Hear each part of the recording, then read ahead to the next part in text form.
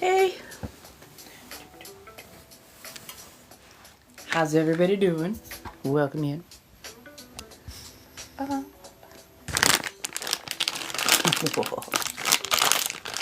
I'm letting my mic charge up for a couple more minutes and then I'll get on. Yeah, where did I swear I've put my scissors everywhere but where they need to be. Hello, hello.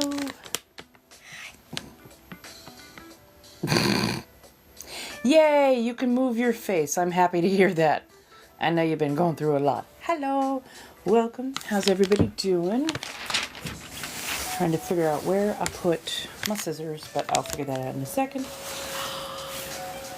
So, I washed.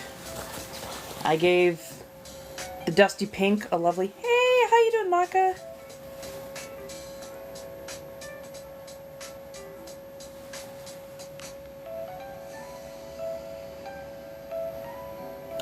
I don't have Snap for parasocial relationships. I don't. I love that I am a lot of people's favorite creators, but I need certain spaces for myself. So, I'm hanging in there. I did a coffee rinse on the dusty pink. So that gave it a little bit of modeling. You're fine. Gave it a little model. And then I did an onion dye on the cream. Gave it a little bit more depth to the color. It doesn't come off so blindingly white. And it what do you call it? It has that nice kind of water damaged look without having to have damaged the fabric itself. So. Hello, hello, welcome. Come on in. Alright.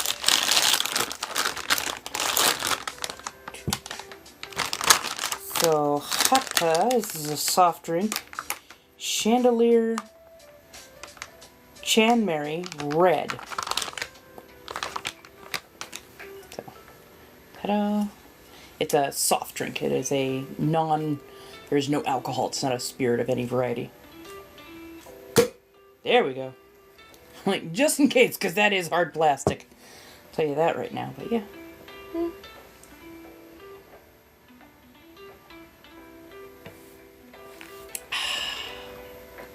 How's the little one? I'm sorry, is that a little... Let me know if the lo-fi is a little too loud. Hello, hello, welcome. If we get to 30K within about the next 15 minutes, I'll do a free community card pull for the tarot cards. I'm just going to put on a quick bit of face. That way it's a little bit easier to read my lips. Hey, Playful!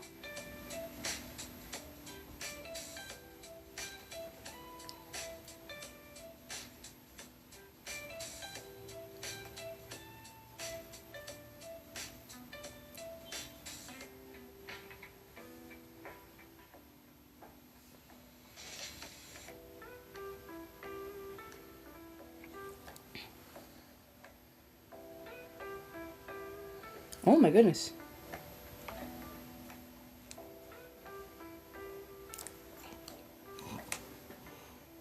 So the other half got called... They've got an extra truck that they don't know what to do with? Ah, thank you so much. Hello, darlings. Welcome. Come on in. Tomorrow night we are going to have a battle with one of my other spirituality pals. Pardon us, this is all dry. Oh, he's a mechanic. Okay, that makes more sense. That makes more sense. I don't know, shove a live raccoon in there. Don't do that. That fixes everything, right? Live raccoon. Just randomly.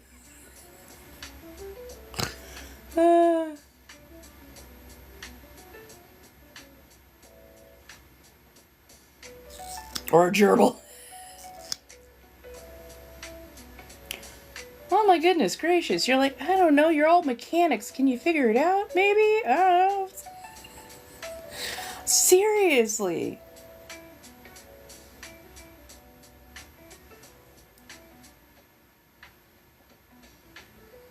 There are times like, did we all went to mechanic school, right? Right?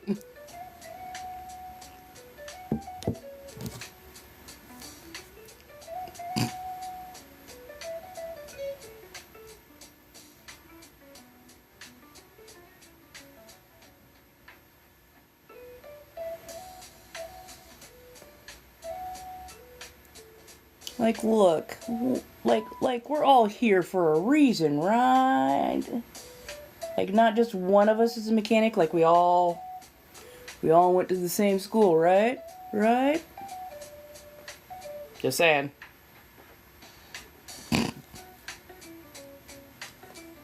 Look at it. I'm used to art. I'm used to drawing. That's why I don't put it like so many others. I'm just like, yeah.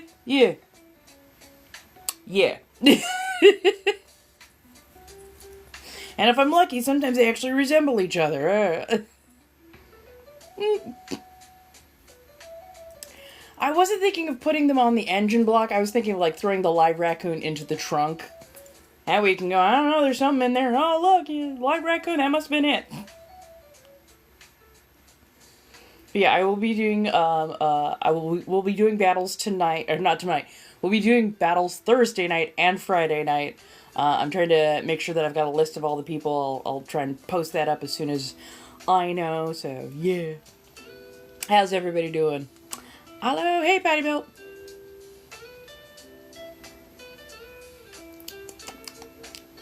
That is cheerful. That is lovely. It's like almost tastes like white peach. It's very light. It's very lovely. Pardon as I try not to knock too much shit over. And let me just turn down the volume just a touch.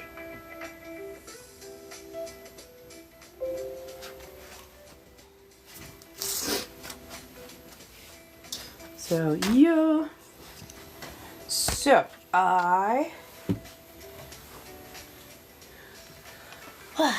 so it is called Chanmery, and this is Chanmery Red. So apparently this is put out by Hatha, and they do it during Christmas.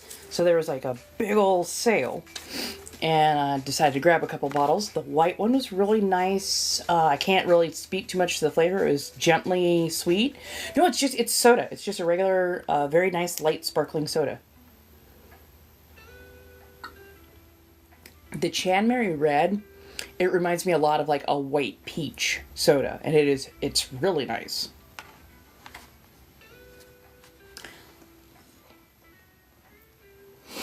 I'm like, oh, it's super refreshing.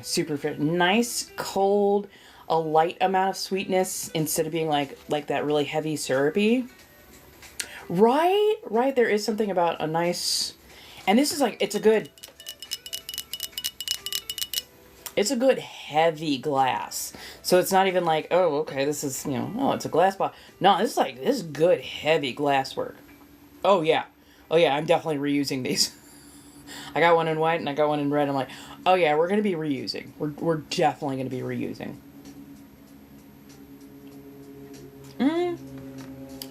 I grabbed some chime candles today because I felt like doing some blessings and some witchy works and whatnot. And then also I'm gonna update my throne list and a few other lists where you can help support creators and whatnot. So I might add some like witchy stuff to it and also tech stuff. Those are the two things that I actually really need to update right now. So I do appreciate any help from the general public / audience who likes to watch. I will also be going live on my verified place because this is what I'm going to be working on. I like to draw most of my stuff out first and then kind of pick from the elements where I wanted it. I'm like, okay, let me do a corset, but I want to do it in two slightly different styles and see which one I like. So I'll be on those places from 3 o'clock to 5 o'clock. Each weekday, and probably on the weekends as well. I find it pretty, low pressure, pretty chill, and I'm able to say a lot more words over there. So yeah. Right, right. So I was thinking of doing like a Rococo style. I don't do the waist line that was more popular then, which was more wasp waisted, because my body just does not squish like that. I've tried it; it's not flattering, and my organs don't appreciate it. So I'll be doing still a slightly more Victorian silhouette, but I think I'm going to try and add some picadilles.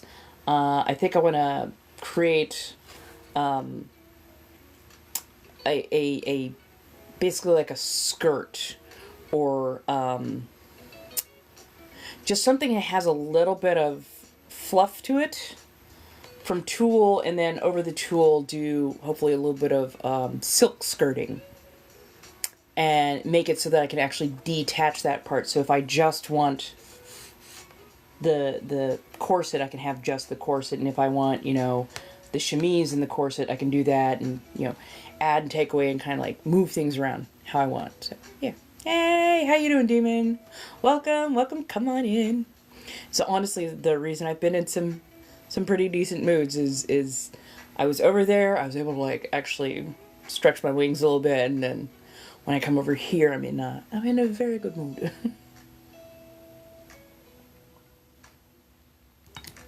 Been some nice, fun people. I think I'm getting a decent handle on apparently kind of what my niche might be. So I'm going to be testing out a few more things over there. But yes, I will also be working on stuff like that. So I do those from 3 to 5 PST, because it's easier for me to be a little bit more functional earlier in the day. And then, you know, end of the night, I can just sit, veg, and do what I gotta do, whatnot. But yes. So let me put on a second coat. Yeah. So let's see, that would be 6 o'clock for East Coast till about 8 o'clock. Hey, how you doing, Cemetery Nymph?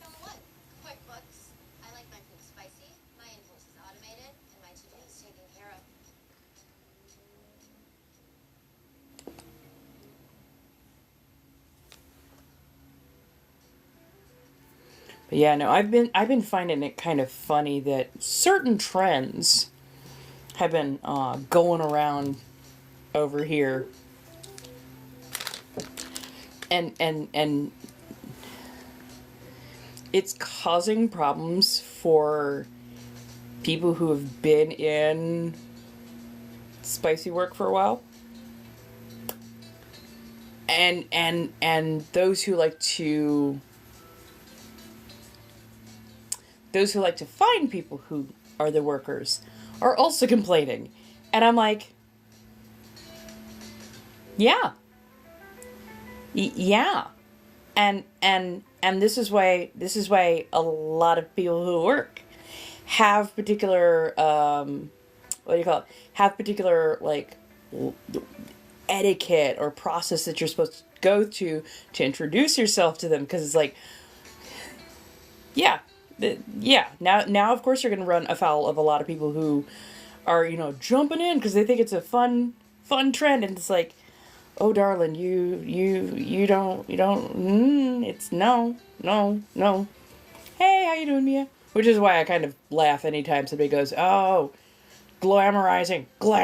I'm like, nobody who has done even one whit of research on being an accountant for one hot second is glamorizing it, cause yeah, shit's rough. But thank you. Welcome. Come on in, everybody. How you doing? Let me get you plugged in. Oh no, I have to frickin' laugh, because when certain trends pop off, it's like,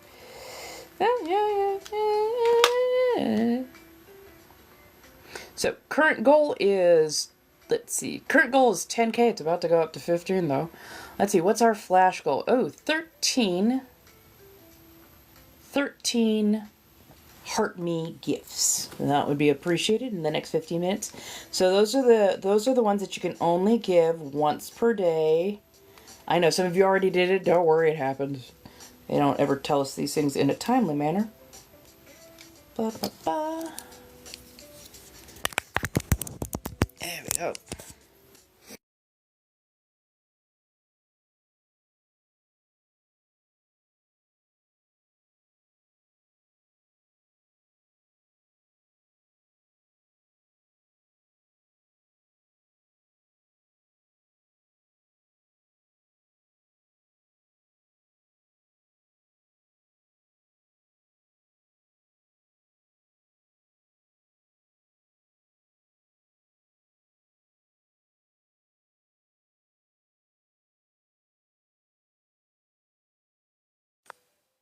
Testing, testing, 1, 2, 3.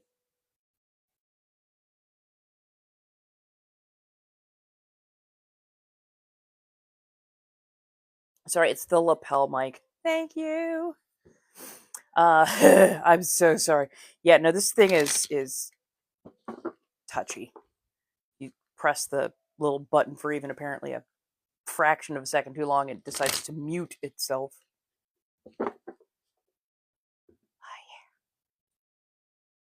Sorry about that. Hello, darlings. How are we doing today? Hello, hello, hello. Hey, Kidsy. Hey, Brittany. How's everybody? So yes, if you need a personal read, links are in Lio.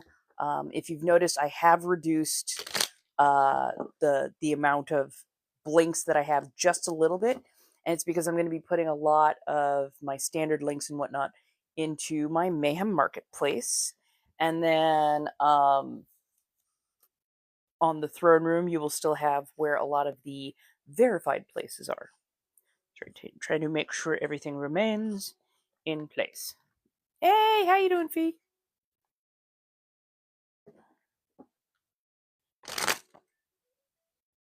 Really?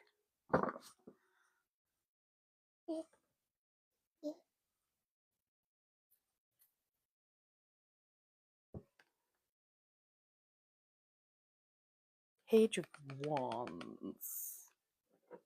Why do I feel like you're going to be word specific? How's everybody doing? Let's see. We've got swords. We've got major arcana. Cups. Pentacles. Swords. I think in between the two would be... There we are. Staves. 2, 3... Do I have any pets? No, not currently. Not currently. Doing well. Rainy here. It has been super sunny. Like, it was 76 today. Like, very nice, warm, but pleasantly so. As for pets, no, I don't have any pets currently. I'm in a very small room, so it does not necessarily allow for the appropriate amount of space for a pet. But when I get into a place of my own, I would very much like to go back to having planted aquariums and possibly a few other pets to go with. So the Knave of Staves came rocketing out like I owed it money. You know what? I didn't need to be called out. Okay. So, the Knave of Staves can be very much related to undirected potential or the need for mentorship, but it is heavy onto the enthusiastic for learning, enthusiastic for creating new stable situations and whatnot. But right now, what is really jumping out at me is the undirected potential and the need for mentorship. No shit. If you're resonating with this card, that's your call out for today. Oh no. No. Sometimes my cards just are literally just that kind of slippery. They will jump at a moment's notice. Right. Cali Sunshine is absolutely wonderful. And so far, it's been really gentle, not overly smoggy, which has been kind of nice. But yeah, yeah, it's been good. I think we're all just trying to figure out what our local fire season is going to be like. Cause yeah, it's like it's only May, but like right around July, and August, that's when shit can get a little bit hazy, a little bit scary. I'm wondering how much orange sky we're gonna have to deal with this year.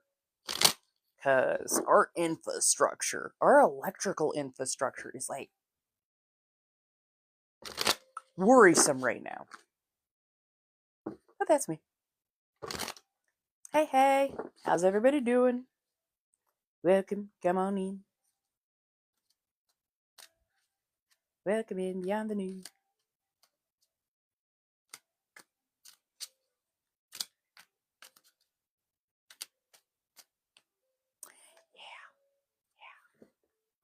I mean, I won't say that it was fortunate that we had that issue in like January, but I'm hoping that that was enough of a wake up call that people need to actually be maintaining their property. I'm hoping that that was a big enough wake up call that are like people are like, oh, we gotta make sure that the underbrush is trimmed, and that, you know, if things are, you know, dry, maybe water it a little bit more often, but much more rightly, make sure that underbrush is cleared. Because the underbrush is almost always one of the biggest turning points for any sort of a conflagration.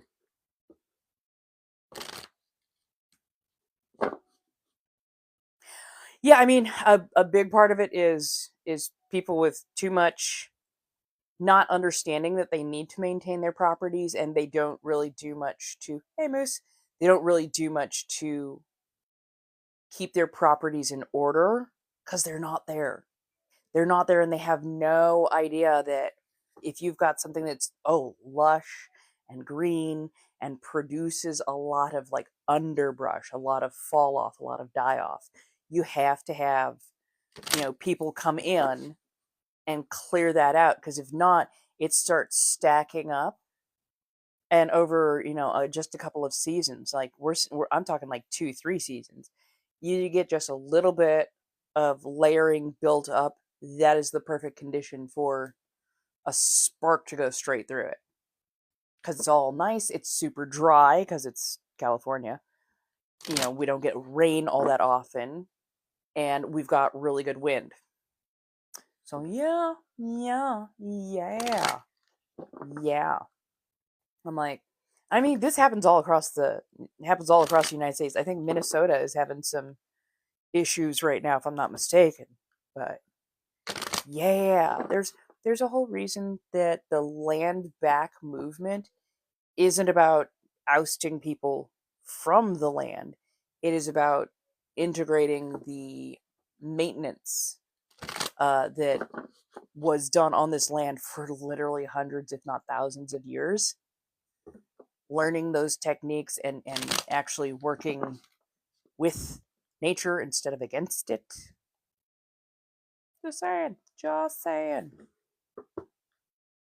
But you know, why would we listen to people who've been doing this for ages and ages and didn't have problems? Not like this. Mm-hmm. Mm-hmm. Mm-hmm. I've been hearing that. I have been hearing that. I'm just like, I mean, there's a couple places you could visit. I'm just saying. If most haunted things, most places that hold angry or malevolent or banefuls, they tend to be a place. They stay in one place because it's literally the land or the buildings on the land that are retaining a lot of that aggro. The fact that this doll is that fucked up, that they had to house her in like a warded, sealed like place that basically nailed her into one place.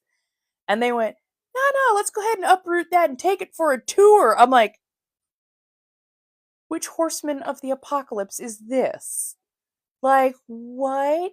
I swear if she's riding in a pale car, I will laugh. I will laugh hard.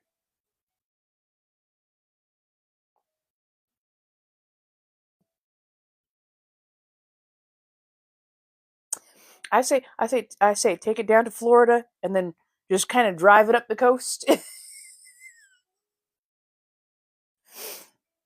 So there is one Annabelle. There's one Annabelle doll, but there are many like cursed or baneful objects, some more so than others, and oft these were objects that were kept on or near places where horrific shit went down. So, yeah, yeah, but like, right, right, the fact that there is so much history around this doll, and they went, you know what, we're gonna go ahead and take that on a tour, and we're gonna take it on a tour in some of the most spiritually restless places. Okay, have fun doing that, because I F that noise. Hey, Jose.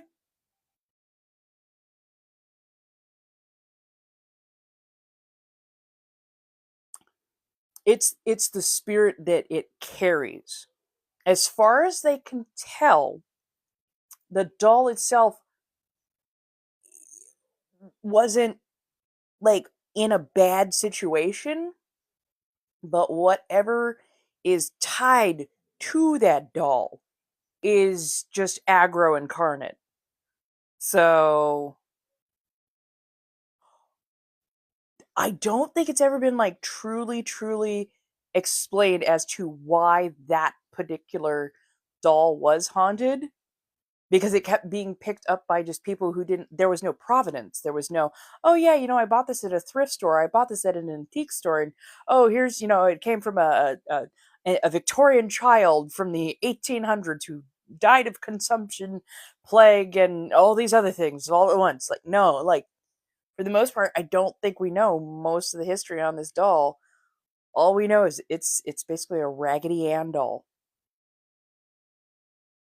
It's a Raggedy Ann doll. That's what we know. That's what we know. And then beyond knowing it's Raggedy Ann doll, we know some of the shit that it's pulled. And like, it starts off cute. It starts off small, and then it proceeds to get very, very, very aggro.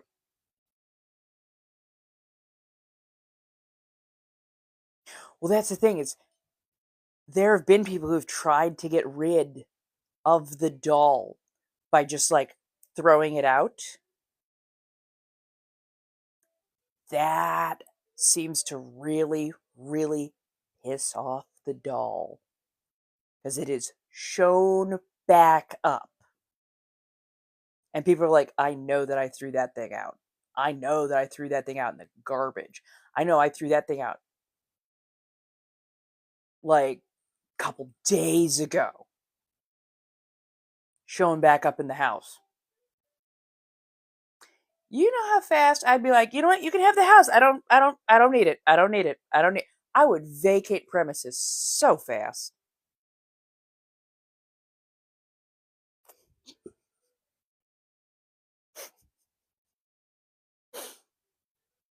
Oh my god.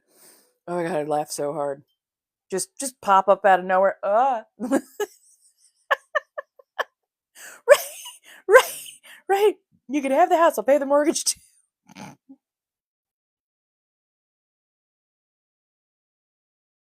I mean,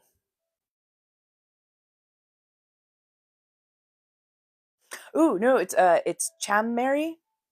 It tastes a lot like a white peach.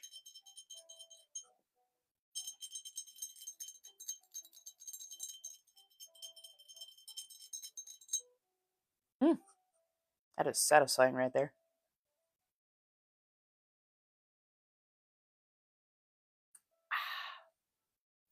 But yeah, no, that doll has showed up and showed out on a number of occasions. So like for them to take that doll on tour is one of the most wild things I can think of. Because clearly that is not a doll that likes to go a traveling. When they go somewhere, it wants to stay there. So the fact that you're pop this thing in a car and you're taking it on a tour, the devil doesn't need a tour. Like, what are you doing? It's wild. It's absolutely just damn it.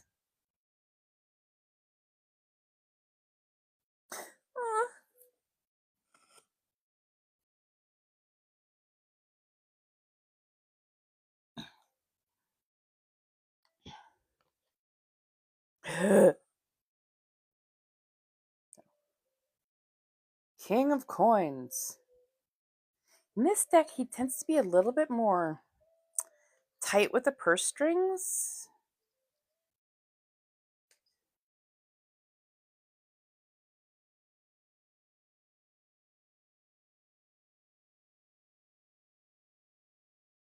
Knave, Knight, Queen, King. Practicality, advice that is backed up with assistance, respect for material possessions, and yeah, like I said, miserly. Or not miserly, just a little bit more spendthrift. So this King of Pentacles is a little bit more, yes, coin in hand, but spend wisely, spend with reason. No. No. Hello, hello. How you doing, Carly? Your dog likes to play fetch in the river? Is it, do you have like a retriever type? Because, like, retrievers tend to do that. Oh, that's odd. Hello, welcome. Come on in. Just chilling. Doing the occasional card read, apparently. So yeah, if you're doing the gamer fingers, thank you so much. I appreciate. Welcome. Come on in.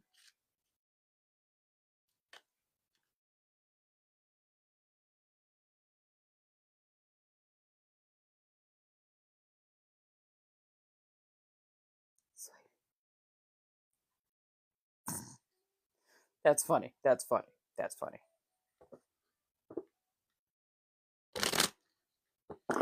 Oh, maybe it sees it as like spam. Because sometimes if you do things, what the shit? Okay, this is Justice. This deck is being a little quirky. Little quirky. This is the third card that it has spit out. Justice or Judge? This is Justice. Justice. Karma, the consequences of deeds, facing reality, and putting things back in balance. Yeah, maybe if you do hello times, like literally times 3. But yeah, I think if it detects anything that is repetitive, I think it kind of marks it like it's spam or something. I've had the pendulum give me very, very clear add-ons to a card pull that I've done. I don't think I've ever used a pendulum to pick a card, as it were. Okay, so it's probably just the spam setting, because I know that that's not in my. It's not in my. It's not in like my blocked words or filtered words. So it must just be part of the. I do have the spam filter on just in case. So certain times it'll pick it up. Sometimes it doesn't always. RuPaul's Drag Race is a lot of fun. Is there a new season out already?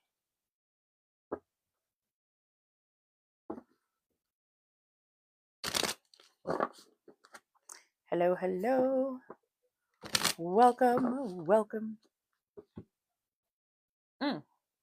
Now, I also do have my Shadowscape and I have Shadowscape and I've got my steampunk one. I also have this. I just haven't worked with Mutra nearly as much, so I was like, oh, okay, I'll give it a go. I'll give it a go around. I mean, they're up to I think 19 seasons right now. I've missed the last couple. But yeah, like they're up to like 19 seasons now.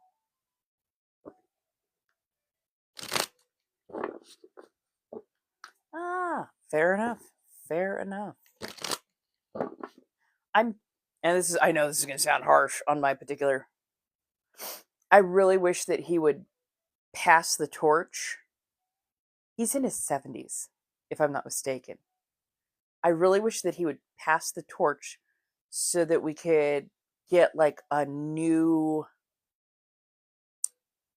MC, a new host to gravitate to, because we're never gonna forget what he did for, drag.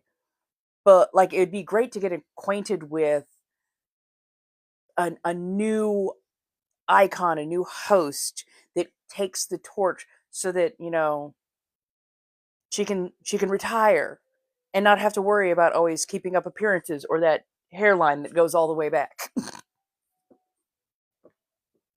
Today has been like it's been slow but fast all at the same thing. I can't believe that it's like coming up on 7 p.m. already, but at the same point in time, oh my god, yeah, it was weirdly slow, weirdly fast all the same.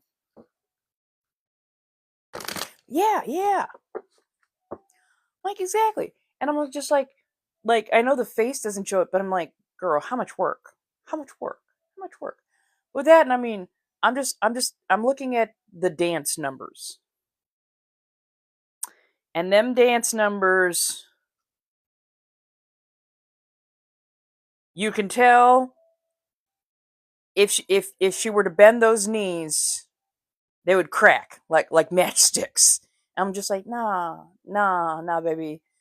Pass it off to somebody. Still be a judge. Still be a judge. But like, take some time to yourself. My goodness. Oh my god, yeah, I've definitely had those days. You're like, why am I so exhausted? I haven't done anything. Yeah, no, you've done a lot. Like I realized I actually got some errands done today. I got artwork done today. I started pattern drafting. I was able to find a lot of my sewing accoutrement. Like I got a lot done today. At the same point in time, I'm like, I thought I could get like so much more. And then I'm like, oh no, I thought I could get the work of basically 4 people done. And I probably got closer to getting the work of, 2 people done in about 4 different places. So it is what it is. Yeah, no, especially not with them heels. Especially not with them heels. Like,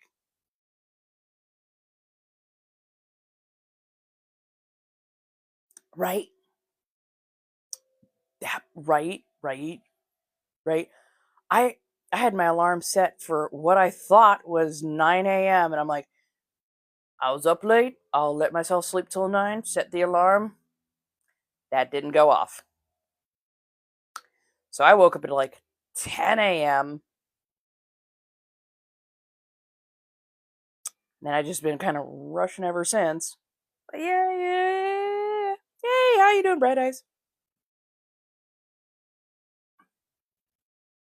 I like Alaska as a performer, but from everything I've seen from like the behind the scenes and whatnot, she would be a terrible host. She is incredibly temperamental and trying to get her to get ready on time, especially when she doesn't want to. This is called Chanmeri Red. It's just a soda pop in a really really nice heavy duty bottle, and kind of tastes like white peach. It's fantastic.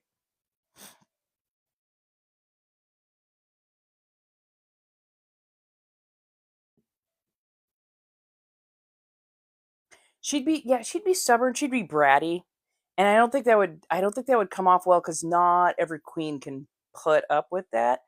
But honestly, if Bob the drag queen or Monet Exchange were to take over, oh yes, I could absolutely see them doing like really really well with it.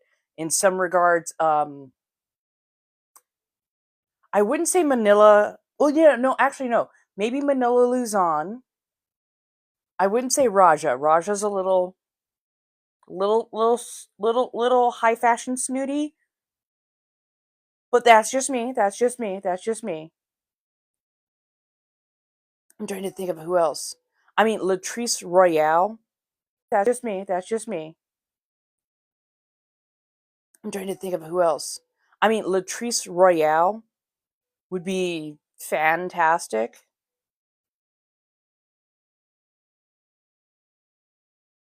Oh yeah, no.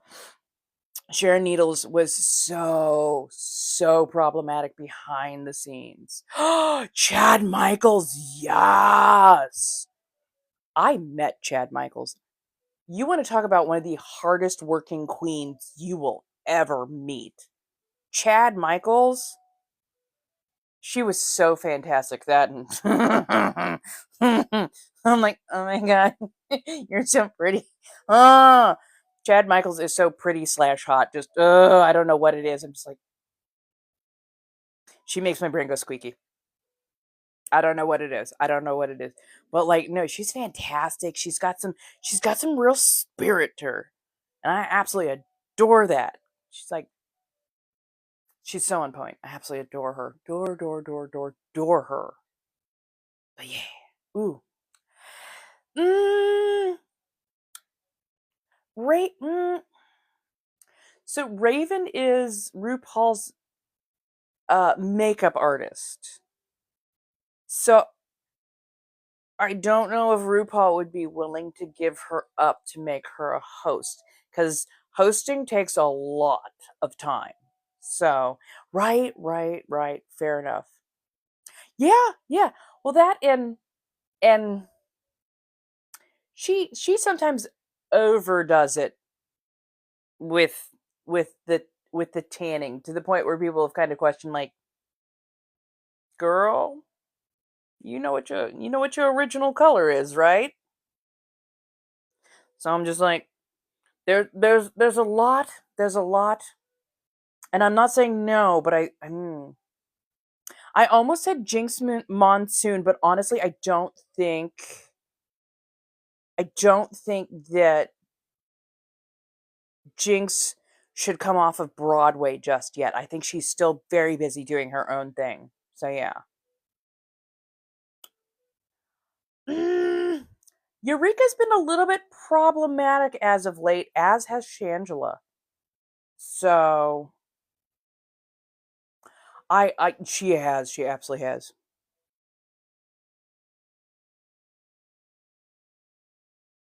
Yeah.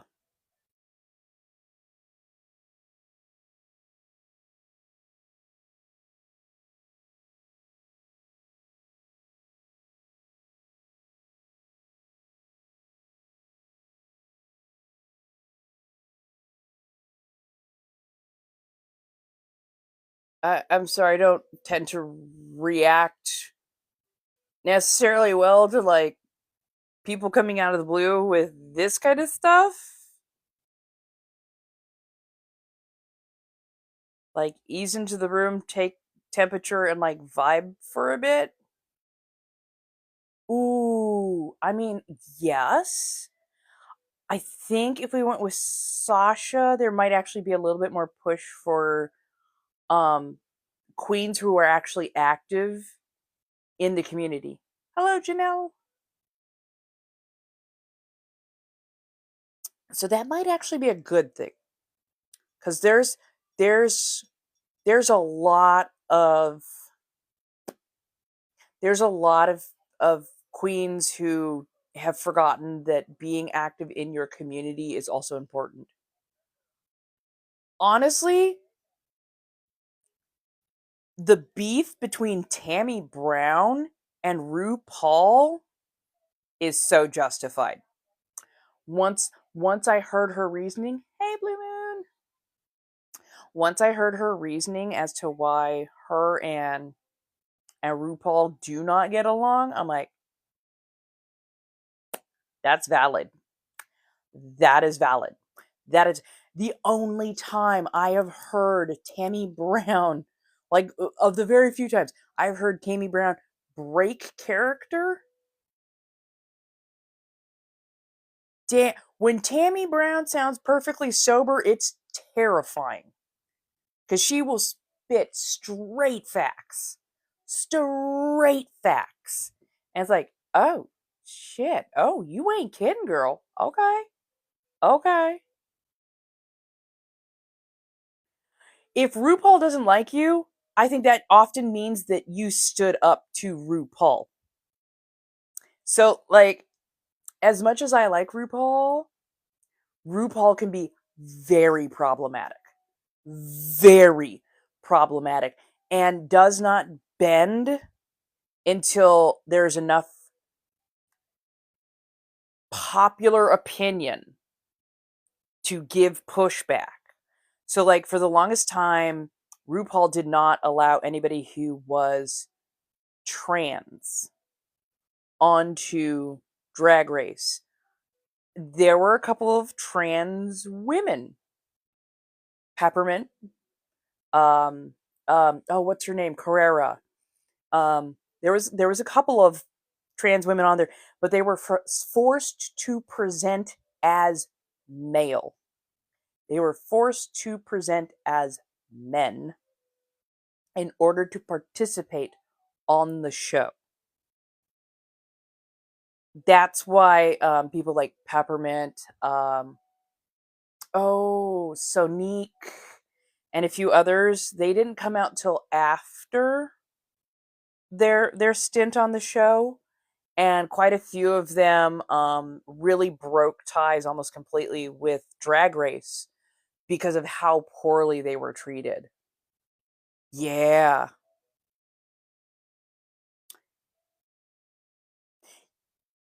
Yes, and they what was it? They went from that you've got mail.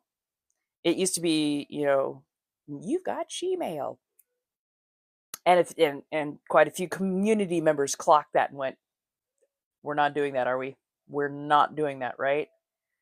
And RuPaul has used the T slur couple of times, but he has also encouraged blackface a couple of times and wanted to excuse certain queens, both here and I think over in the UK, who had done blackface.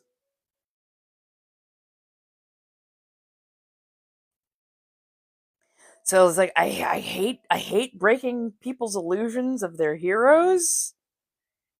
But yeah, like part of it was, yes, product of his time, but also some of it is he's refusing to progress with the times.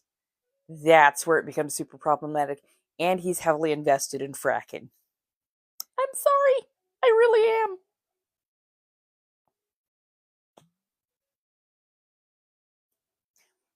Like I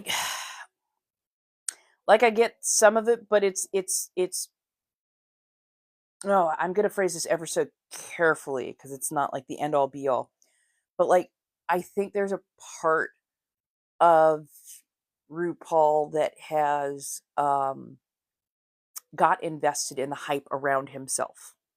That he is the OG, that he's the old school, that he's the reason that drag is elevated to where it is today, forgetting, huge swaths of other drag queens out there who showed up, showed out, and got drag to where it is.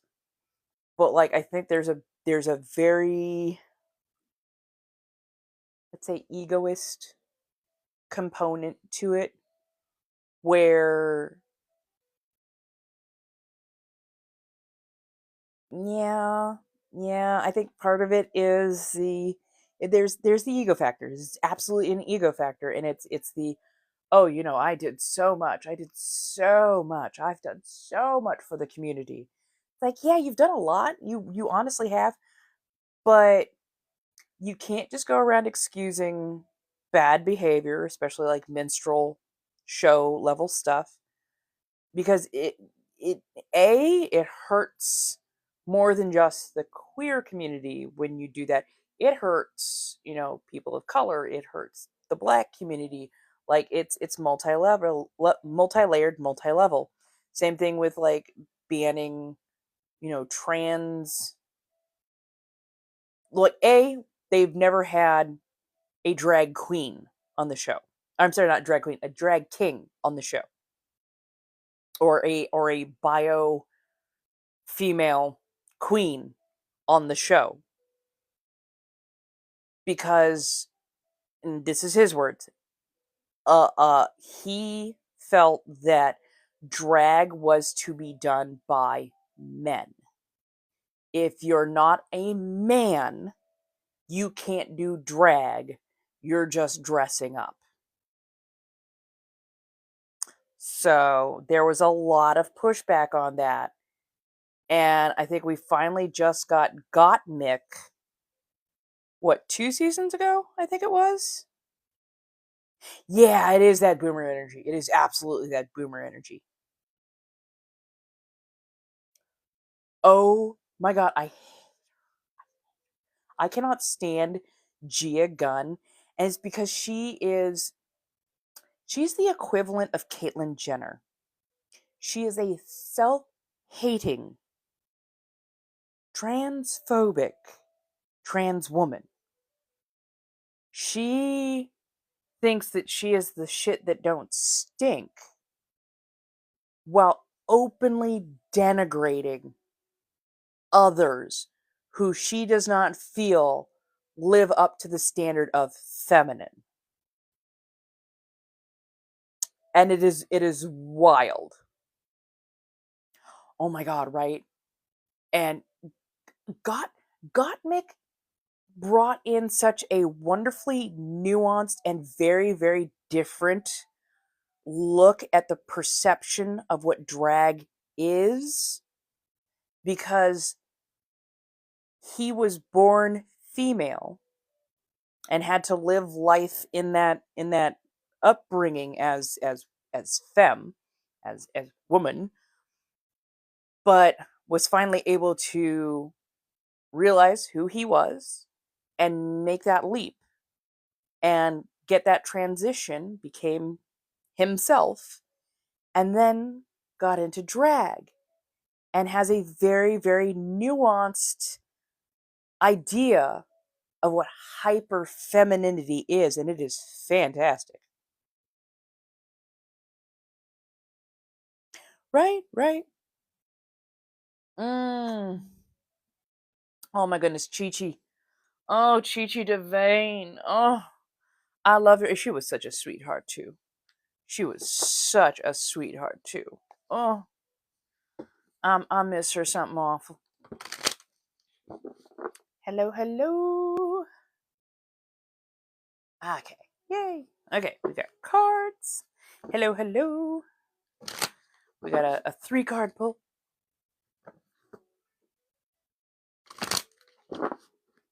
Let's see if I can get these to bridge correctly. Here we are. Hello, my darlings. How are we doing? Thank you so much for the love, the support.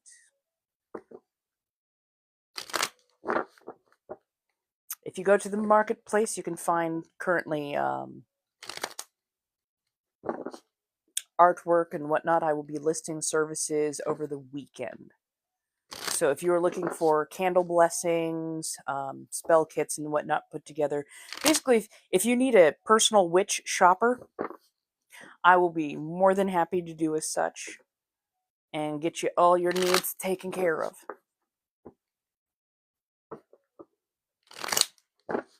Hello. So who is my 3-card pull who just sent in? Hi. How you doing, Batty?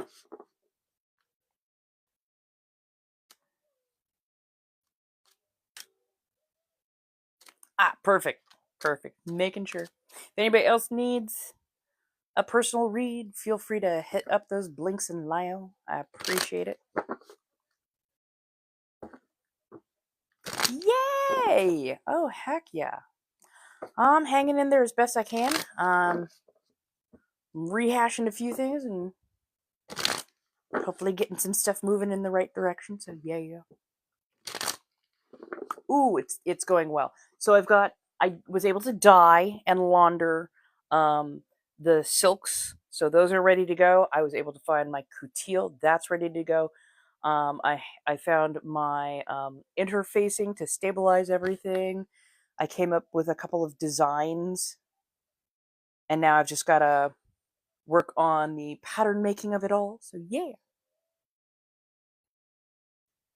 Michelle Visage,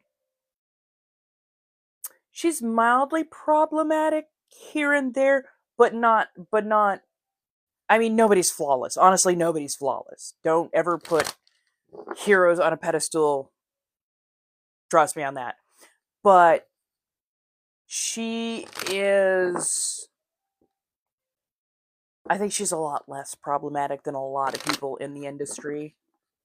Just saying. But they need more color on the panel. Because, RuPaul, then you have Michelle Visage, Ross Matthews, Carson. Like, for the most part, it tends to be very, very pale. And they're all in the same friends group. I'd like to see a little bit more variety on the judging panel. Oh, yeah. So, main body is going to be done in an aged and distressed cream silk. And then I want to do the little chemise, the underness of it all. I want to do that in like dusty antiqued pink.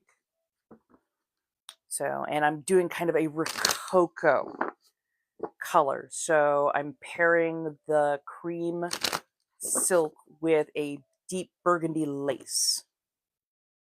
So it takes about a minimum of a week. I am going to try and get that done within the time frame. If anybody would like to give direct support or see me work on it, I'm probably actually going to be working on it in my verified places, because that'll allow me to swear and curse and do what I need to do when I'm getting it all put together. So yeah. Ooh, Plastique Tiara is definitely one that, like, she's kind of fantastic. Like, I love her looks. Nymphia Wind, that's the other one. Her stuff is fantastic. Just the ideas she comes up with and creates. She's a little wacky. Sometimes she needs a little bit more editing on her mouth. But like her design work is absolutely incredible.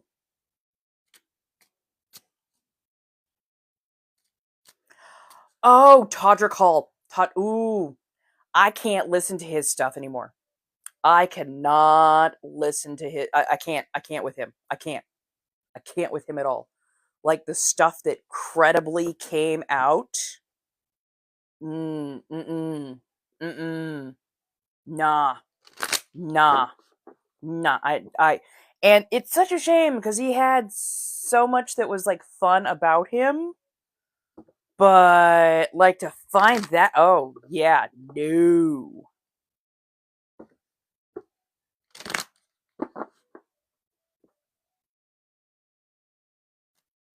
Yeah. It's bad. It's bad. Like, the whole reason he was going over to England is because the age of consent is apparently a little bit lower.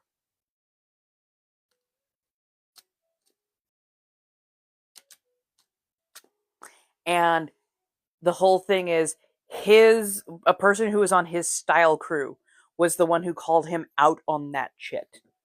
A person on his style crew was the one who was like, I can't work with him anymore because this is what he's doing.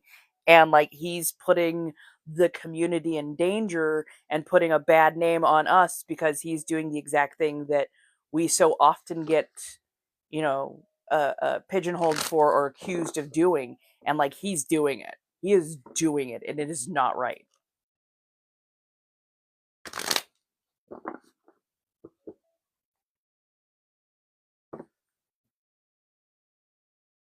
Wait, Leslie. Why am I drawing a blank on Leslie Jordan? I am drawing an absolute blank on Leslie Jordan.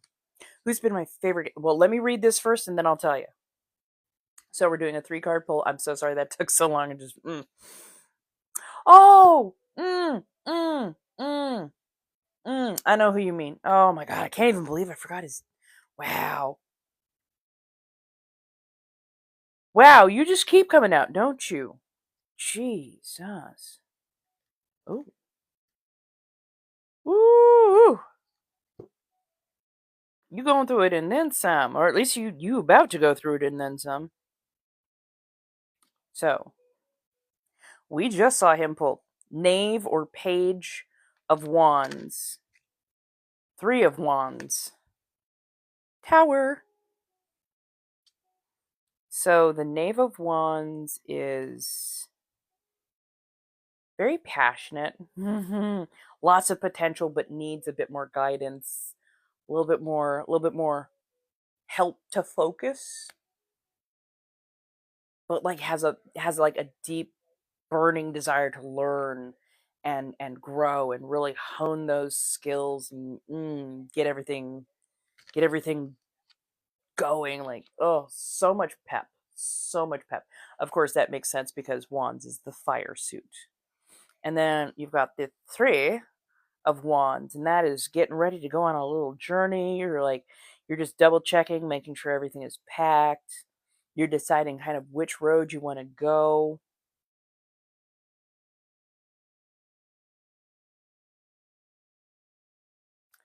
Oh, I don't know if you're like starting a new endeavor.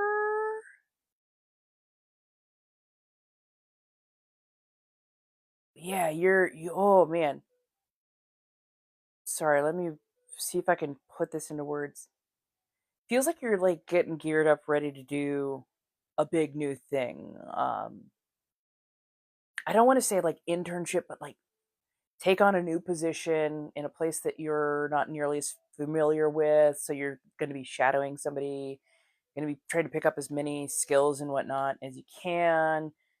It's not just exposure, it's actual, like, there's training. You're getting to know the ins and outs, all the little bits and pieces.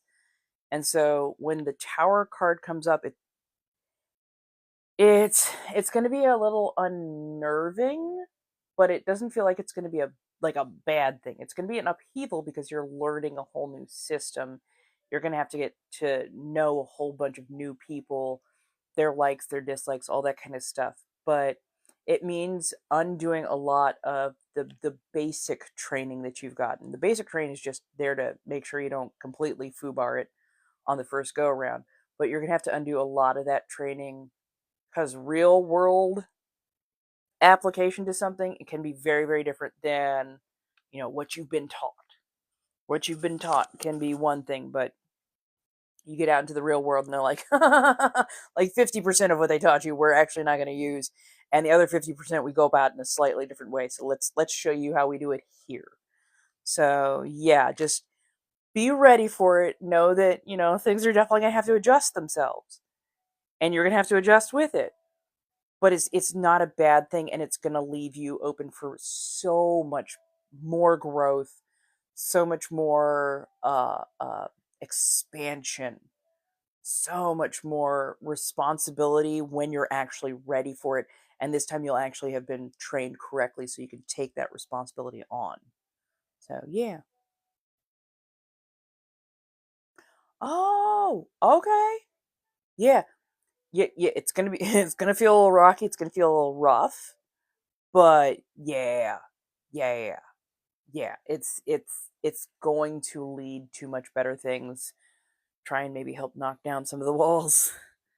Just be ready for that change, be ready to move around just a little bit because it's a lot. It's a lot, and you're doing something new, but it's worth it. But it's worth it because you get actual organic growth and much more self-realization out of it. So breathe. You've got this. You've got this.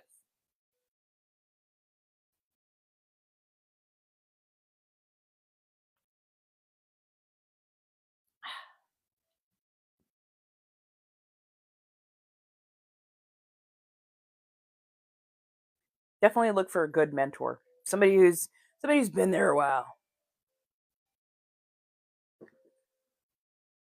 'Cause, yeah, honestly, when you can get a mentor who's been there, not maybe the oldest person in the industry, but like if you can find somebody who's been there for a good long while, they can honestly tell you like that's a person to avoid. This is a person to get to know. They've got a lot of good skills and whatnot. They can teach you a lot. And just they say do this thing, but here's how we actually end up doing it. But yeah. Ooh, have the bulldog. Have the bulldog. Hello, hello. Anybody needs personal reads? Those links are in Lio. We are, let's see, I think the goal right now is 15K. If we get to 15K with the Game of Fingers, then we can get y'all a community read, as it were. Also, the support, both direct and otherwise, is very much appreciated. Thank you.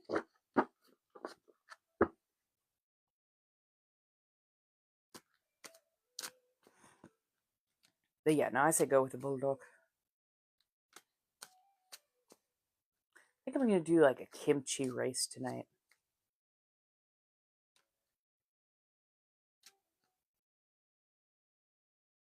Yo. Hey, how you doing, Mary?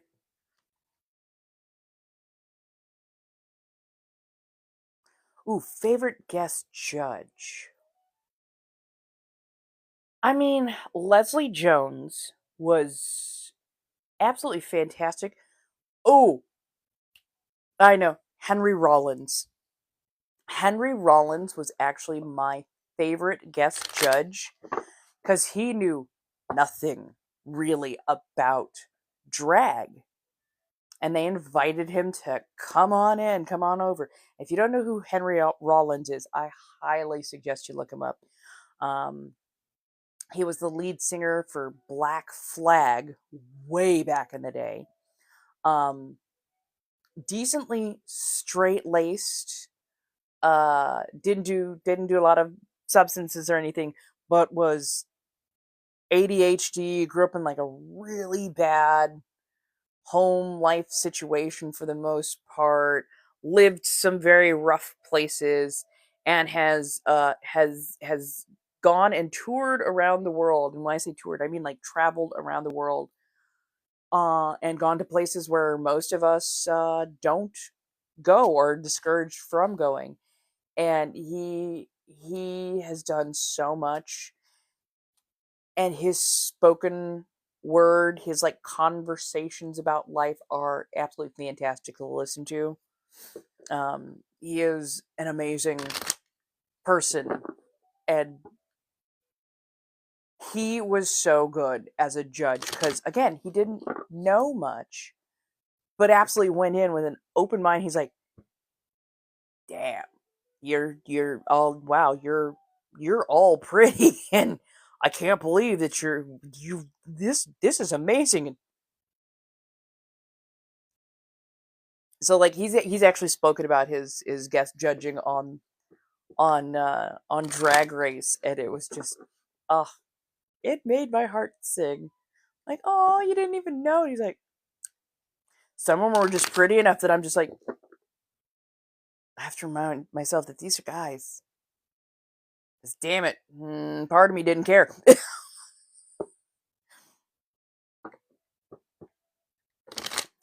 Oh, I don't like her. I don't like her. I really don't like her. Her attitude on her season sucked.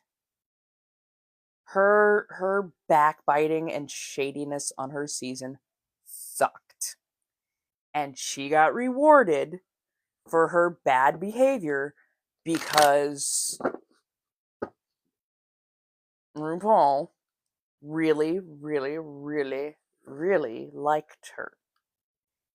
I'm not saying that they did anything. I'm just saying that RuPaul very liked her and was incredibly biased and rewarded a lot of her bad behavior. And I'm kind of glad that she's grown up a little bit now, but she's still not my cup of tea.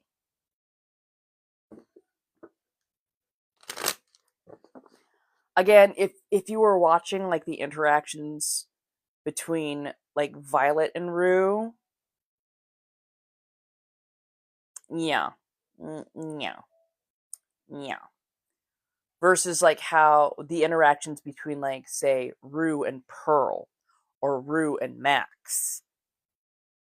By the way, those two I don't think are any longer associated with Drag Race because of how bad that went, and there was apparently a lot of behind the scenes tension. Yeah, that part, and apparently the clip was greatly shortened, so it makes Pearl look like she's giving attitude when she wasn't. She was literally just getting stared down, and she's like, "Is there something on my face?" like yeah. Oh, Tyra, Tyra, Tyra. If there's a trolley problem, she needs to be under it. She can get it. She can get it. She can get it. Like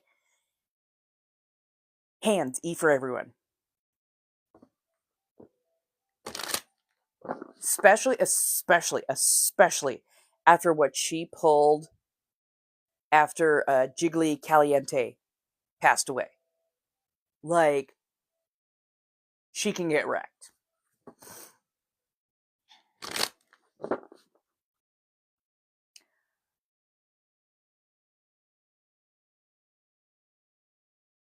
I want to say about half of the queens who won because they were that damn good. The other half of the queens that won seem to have won or been given very special favor because Rue really, really liked them. And I'm not saying anything happened between them, but I'm saying Rue was highly biased in their favor. So, yeah. But the very fact that, like, Tyra has not been relevant since her season. I don't understand how she won. But Tyra, oh, thank you so much for the gifties. I appreciate the roses. Thank you. Sorry, my brain completely jumped the track. But yeah, no. Tyra has not been relevant since her season. And anytime she has gotten back into the public view, it is because of some heinous things that she has said.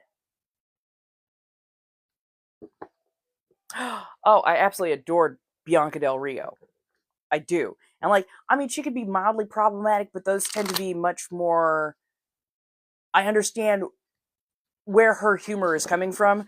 So sometimes I have to go, you know what? The feeling that I'm feeling, that is just me. That is me, like, jumping to the defensive. And I'm like, nope, it's not my lane. That's not my lane. That is not my lane. If I don't like it, that's fine. That's fine. But that is not for me. That is not for me to say either which way. That is her experience. So I'm gonna zip it. I'm gonna zip it. I'm gonna zip it. Sometimes you have to know when something is like, I'm not comfortable with that. I don't really like that. But you know what? I'm gonna zip it because that's a me problem, not a them. Not a them. Hey, how you doing, Angel? Ooh, Trinity the Tuck. Trinity I actually like, and her design eye. The how fast she can come up with these things that fit her so perfectly, while showing off so much of the illusion. Oh, oh, she is talented. She is talented. Very. Now, who? Season 1 winner. Cameroon. Overrated. To me, she's overrated. And she's so snotty about it.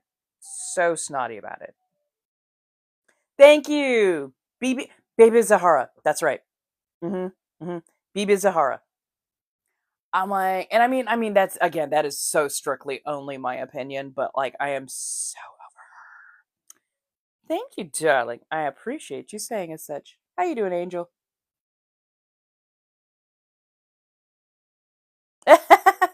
No worries. I mean, that's the whole thing, though. Is you should be able to be. You should be able to give critique. Sometimes you don't watch everything. I'm not up to date in the like the last 2 to 3 seasons or so, but it happens. It happens. Oh my God, Metamorphosis. You want to talk about a person who really came up after they got off that show, Metamorphosis. And she is so fantastic. I actually like watching her podcast because she does her research and she's become so much more integrated with the community, and I love that for her. Nina Flowers. God, I haven't hardly seen hide nor hair of her. And she was good on her season, but I don't think I've hardly seen anything after that. I'm hanging in there as best I can. You know how it goes. I mean, did you ever see Bob the Drag Queen?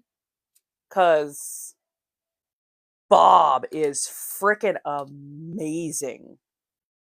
And really, like, the amount of effort, the time, the skill, the acting, the chops that he has. Oh my God. Yes. I'm not a huge fan of Willem. I met Willem, and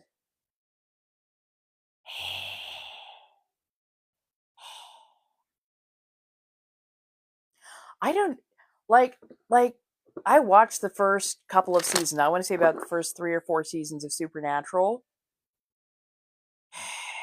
I it just kind of felt repetitive after a while, and then like it felt like and again, this is strictly my opinion, only my opinion.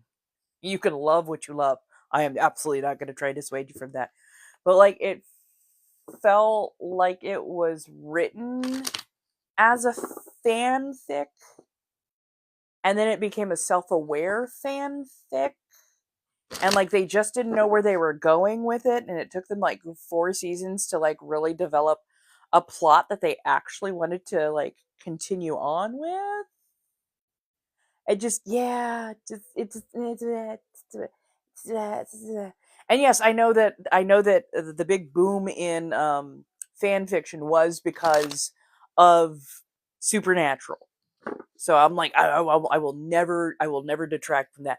I'm just like, it just wasn't my favorite. It just wasn't my favorite.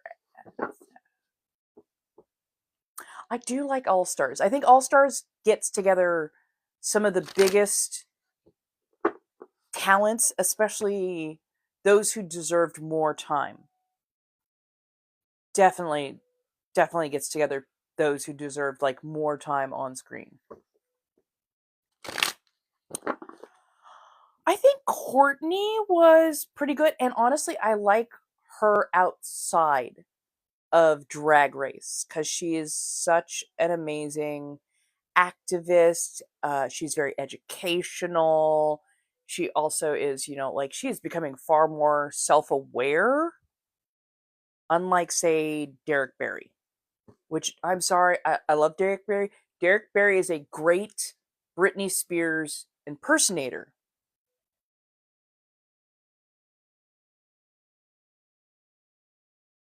but that's all that she really seems to be. Oh my God. So Katya is one of my absolute favorite queens of all time. Trixie Mattel has definitely grown on me over time, and those two together are such comedy. They are so good. It's easy to do because they look very very similar, but Courtney is super femme. She could do Britney if she wanted to, but she just tends to be like blonde bombshell, but she does other things. Um but yeah, just Derek only ever looks like Britney Spears. And I wish she could understand that, because like the entire time that she was on Drag Race, she only ever looked like Britney. Like, we didn't get to see different colored wigs, different makeup styles. It was always super femme, very Britney leaning.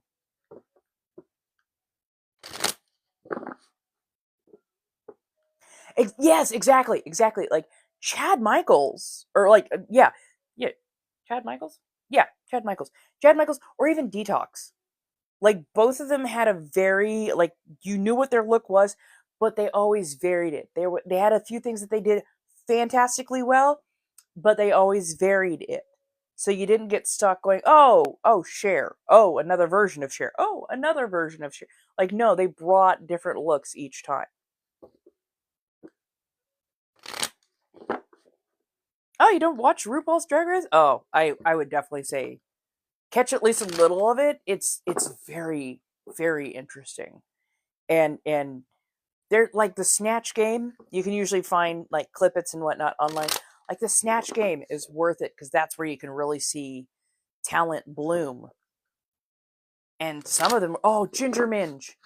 Ginger Minge was absolutely a hilarious and absolute hoot, and so good. And I met her. She, I am 5'5" with ballet flats on. She is like 5'2". Like, I'm just like, oh. But she's absolute sweetheart. Abso-freaking-lute sweetheart. Hey, Lauren, how you doing? I am doing good so far. But yeah, what's Tempest du jour? She had some really fun looks. Honestly, I wish she had gotten a little bit more time, but also I think she needed like a slightly different show. There needs to be drag shows that aren't all just about singing, dancing.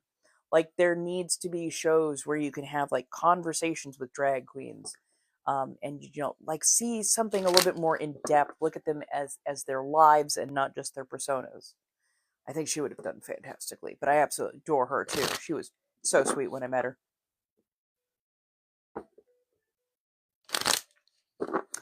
Um. Oh my God. What's his name? Oh no, my brain has gone. Jackson. Okay. So if you remember American Horror Story Hotel, the guy who buys the hotel a little bit later on in the season, he also plays like the douchebag producer in Roanoke. He like shows up several times. I've met him. Don't know why I've completely blanked on his name. I met him at DragCon. Um, I've met Don Cheadle. I met the guy who played the mayor of Sunnyvale or I'm sorry, Sunnydale, from Buffy the Vampire Slayer. He was an absolute sweetheart. He is also exceedingly tall. The man who played Red Foreman on That 70s Show. Again, really sweet guy. Joshua Jackson. I met him at Comic-Con and actually went and played along with PaceyCon, which was going which was him just basically carrying a sign. But yeah, on the outsides of Comic-Con. That was a lot of fun too. Oh yeah. Yeah.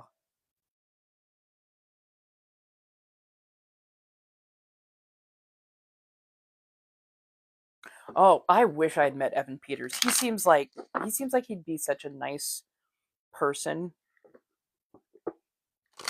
Drake Bell. Oh really? I have met I met Flavor Flav. I met Flavor Flav when I was going to school in Hollywood for a fashion degree. And quite literally, I was walking over to the hot dog place. It was right, Vicious Dogs. That's it. I was walking over to the hot dog place right across from my school, and I was just gonna go in, grab a dog, and probably a cupcake or something to that effect. And I see the tiniest person step out, giant clock on. And I'm like, who is this Flava Flav looking mother? Oh my god! Because the bodyguard that got out of the car next to him, the bodyguard was just massive. Just this wall of meat. Just big ass dude. So Flava Flav next to him looked like a child. He was so tiny compared to his bodyguard. This was back in I want to say it was about 2014, roughly. Yeah, 2013, 2014. I was like, no fucking way. It was wild, but it was amazing. Met Elijah Woods at Comic-Con. Oh my god. Yeah, I love it. Been there, been there, been there. You got so much. You're like, oh, I'm gonna say all these great things. It's gonna be perfect. And you're like, oh shit, that was just I'm just gonna be over here. Just don't mind me. Been there. Well, no, at that time. Well, at that time. Oh, actually, no. At that time, I was traveling to get to my school in North Hollywood. Um, but yeah, it was still wild. Because it wasn't like there was an event going on. It wasn't like there was like a big gathering. It wasn't like we were near like any of the main like Hollywood Walk of Fame or nothing like that. It was just Lankershim Boulevard. And I was just like, the fuck.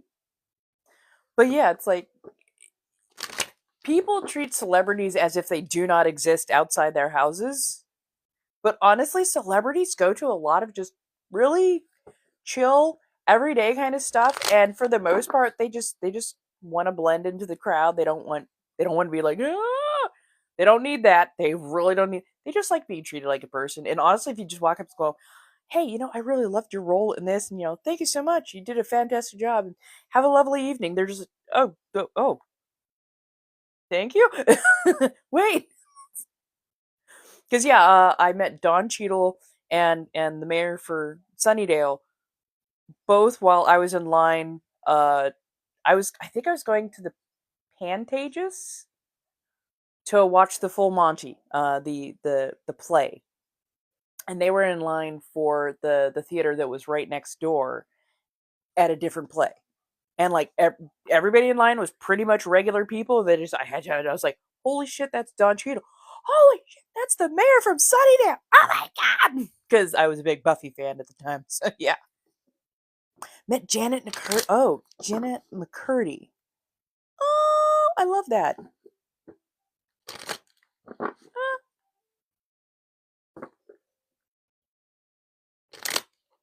Oh no!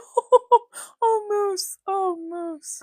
It happens. It happens, baby. It happens. Hello, everybody. Welcome. Come on in. We're just having a lovely little vibe, a lovely little chill. Feel free to gamer fingers. If we get to 15K, I will grab a community card. If you would like a personal read, links are in Lio. Feel free to have at, and we can get you up and running. Yeah, it's like, have I met anybody lately?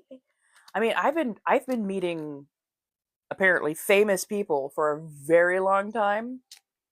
I met most of the Raiders and Rams football team in like 1984, 1985 ish. Let's just say my family had some connections, and one of them put together a basketball game between staff versus Raiders and Rams. They were playing basketball. Thank God they were playing basketball, because that would have been bad. Watch them all play football, just knock the ever loving stuffing out of staff. But no, it was all good times. And then also I was involved in a couple of like celebrity basketball games where I was set pretty much front and center court wise. So I met like TK Carter, and several other big stars of like the 80s and 90s in the very late 90s, early thousands. So yeah. Oh, I thank you, darling. I'll take that as a good thing. Hopefully. How you doing, Skillet? Pardon it as I just woo. These cards want to hop tonight. My goodness. Do. Hello, everybody. How you doing? Come on in. I'm just chilling, just hanging out, doing the thing. Mm-mm-mm.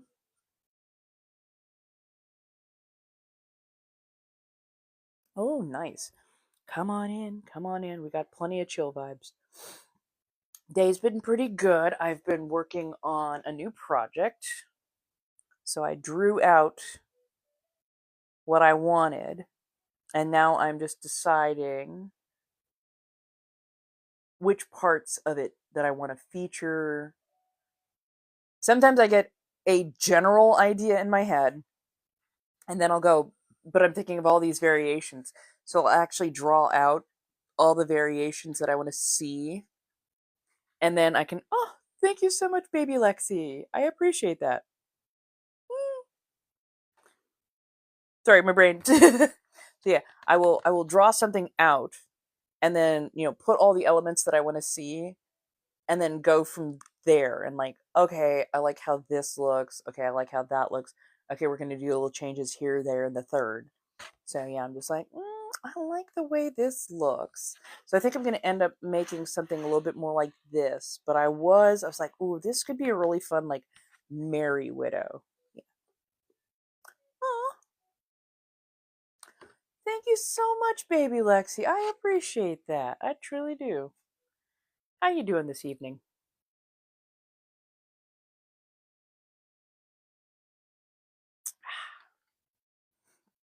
Oh, which I will be listing a convention that I really, really want to go to in June. My birthday is coming up in about 3 weeks, and I really, really, really want to go to this one particular convention because it's on my birthday weekend, and it is very much it's in my wheelhouse. It is very much in my wheelhouse and has a lot of really good panels that I actually want to go to and take notes on. So I would appreciate getting there. Oh, thank you. I'll be middle age.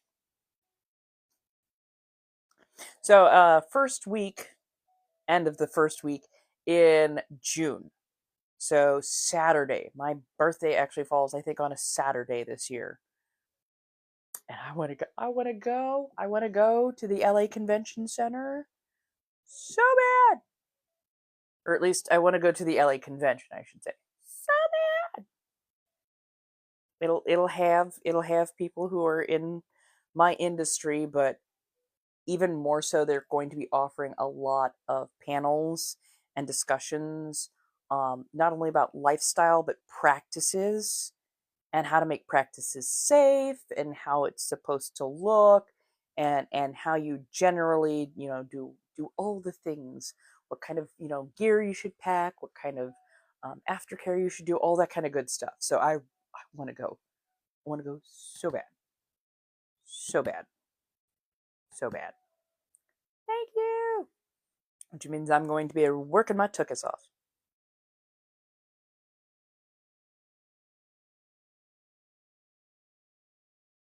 We love a good Taco Tuesday. We freaking love a good Taco Tuesday. Us Geminis. Love eating tacos and sausages. What? But nah, friggin'. Especially if you're in California, we've got so many good places to get tacos. So many good taco trucks. Oh my God. Thank you so much for the tiny dinos. I appreciate that. I have no idea what is actually in my gift gallery. So if somebody wants to let me know, I think I have enough donuts. If I do, let me know what some of the other things are, and I'll switch out those to that instead. I just sometimes I'm like, I don't know. How's everybody doing? Hello, welcome, come on in. Yes, these are the nails. I'd like to get the nails also redone right before I go in to the convention, cuz they are my tool that I love the most. There are a lot of other tools. Many of them work quite well, but to have command literally at the fingertips, love it. What can I say? Oh, thank you so much for the roses, my darling.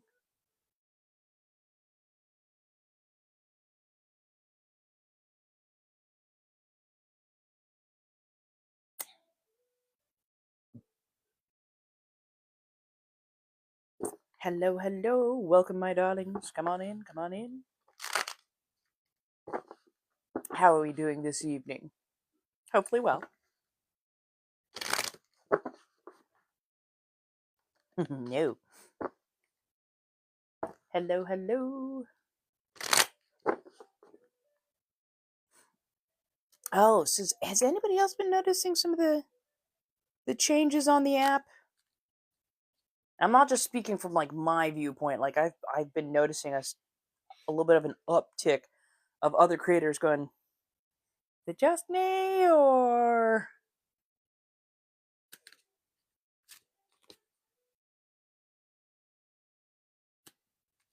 sorry, good lo-fi.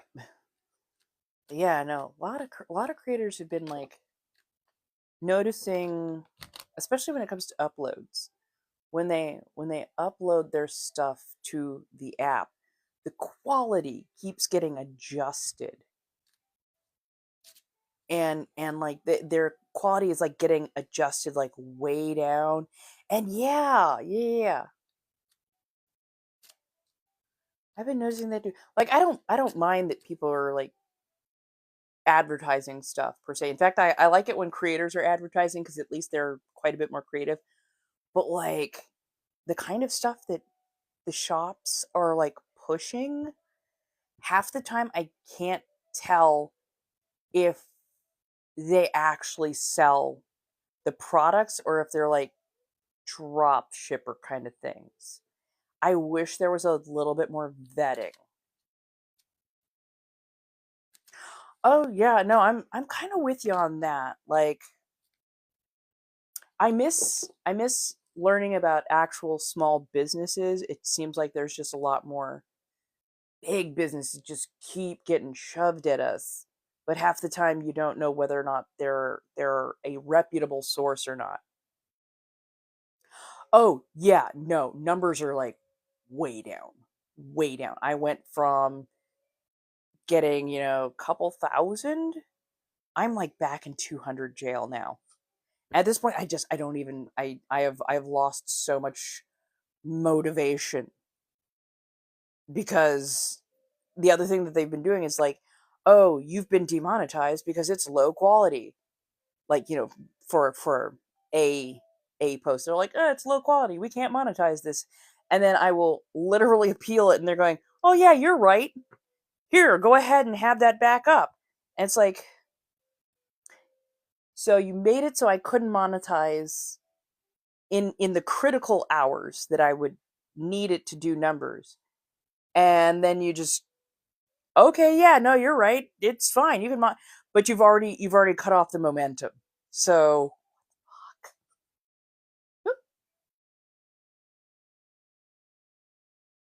okay, we can do that. And it's like, how do you expect anybody to like want to do anything? That, and for me, I yes, I do sometimes watch a bit of the political stuff to like try and keep myself up to date as to what's going on in the world. But like, if I have one more palm colored person giving me their hot take on oh, we should be doing this, oh, we should be, I'm like, have any of you actually listened to the people? Because so many of the news sources that I used to trust on this app have become paid shills for their side of the administration. And it's a little disheartening. That part. I have to be so careful. Like, there's so much of it, but like at a certain point, I feel bad too. I have to step back, or else I feel like I'm just gonna fucking spiral out. Because it's like, okay, y'all want to give us all these hot takes while you're more than able to cover all your bills. What are we supposed to do about it? I'm tired about hearing about the problem. Like, how about you give some solutions, some things that we can do? I appreciate the ones that include, like, here's a phone number, here's an email, here's something you can do. But so many of them are just, it's all blah. And I'm like, not helping my mental health. Give me something I can do instead of just telling me it's all on fire. Same. Okay. Are you ready for your card pull, dear? I'm so sorry. We almost went down a rabbit hole right there. Hello. Welcome.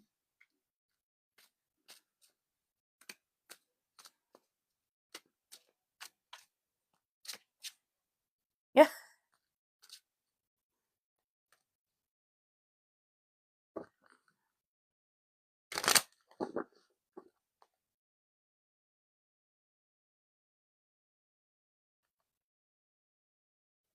Oh.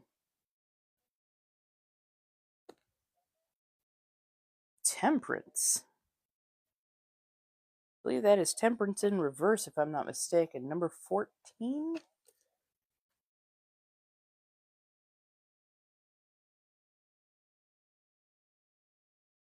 Yeah, temperance. Sorry, this temperance is a little bit different than my others.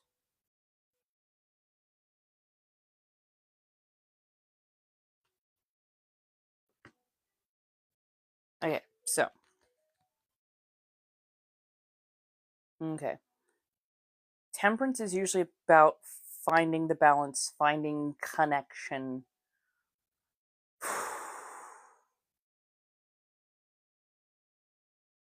Finding where you fit, where you should be. In reverse,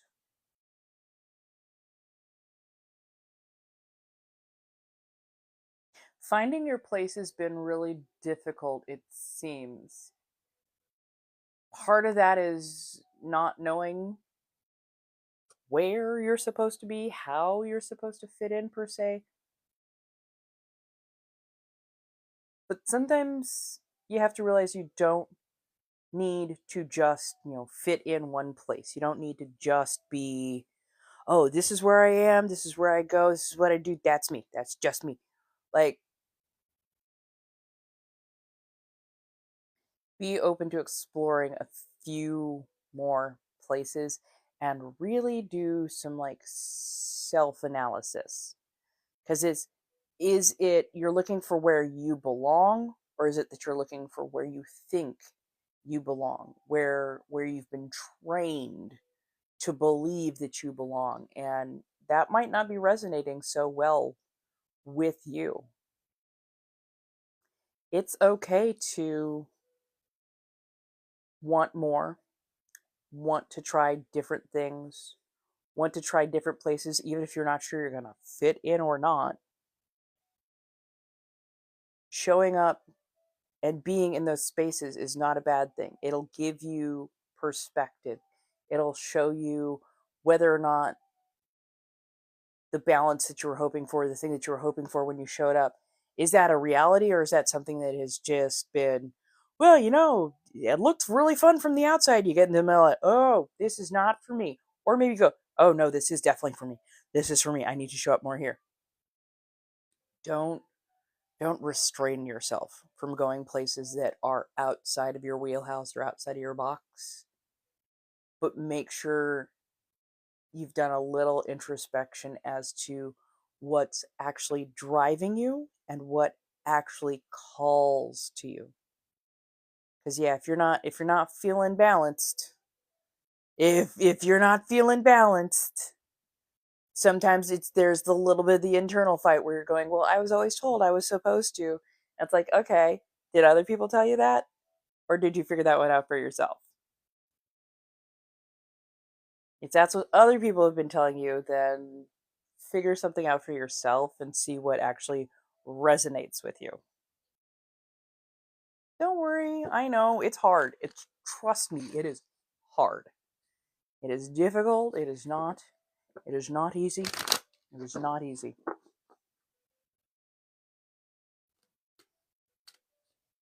You're welcome. You're absolutely welcome, my dear. I'm glad I can help. I like doing this. Like, honestly, I do like reading cards. I kind of like to make it a more of a central piece in a lot of ways, but yeah. I'm gonna try and get a spell out tomorrow. Let's see if we. Ooh, gonna lock that part away for a moment, but yeah. Oh yeah, no, yeah. Sorry, I don't know what I went off on a weird ass little tangent right there in my head. Sorry about that. Hello. Oh, no, I have not tried Taco Bell's new chicken nuggets. Are they any good? I once tried the chicken fries. What was that? At Burger King or something like that? I was not a fan. It felt like they had processed chicken meat into fry shape and then dredged it through ramen soup mix.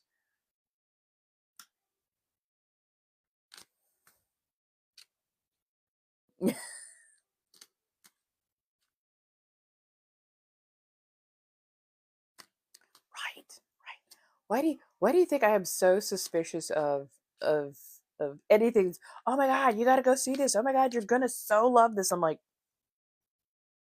I mean, you say that, but it's so rare that hype meets expectation.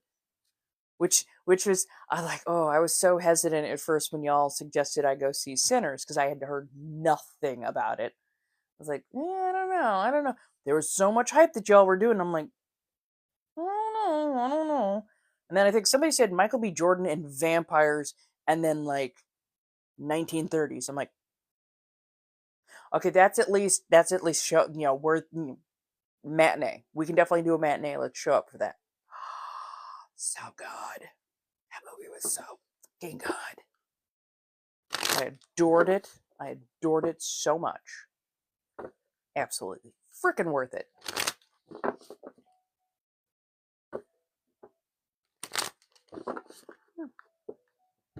Well, we will see if right?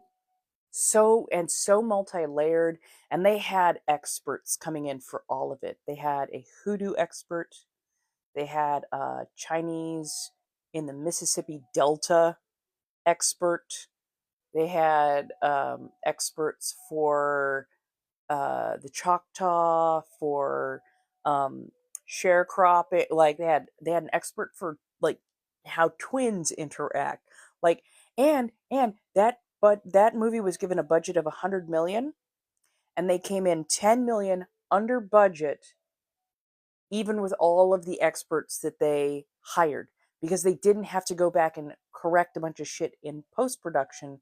They were able to do that right the first time. And it made that movie so much better. Oh my God. The dances were beautiful. The music was beautiful. All of those had experts, by the way. Like, yeah, they did fantastic. So, can I get a yes? Okay. Can I get a no?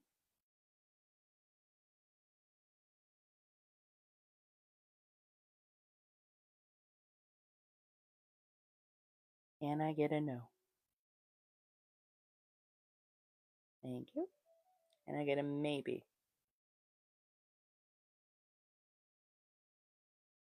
Okay. Yeah, it was good. Yeah, it's got a 94% on Rotten Tomatoes. Can you ask the question again, my dear? I want to make sure I get the wording right.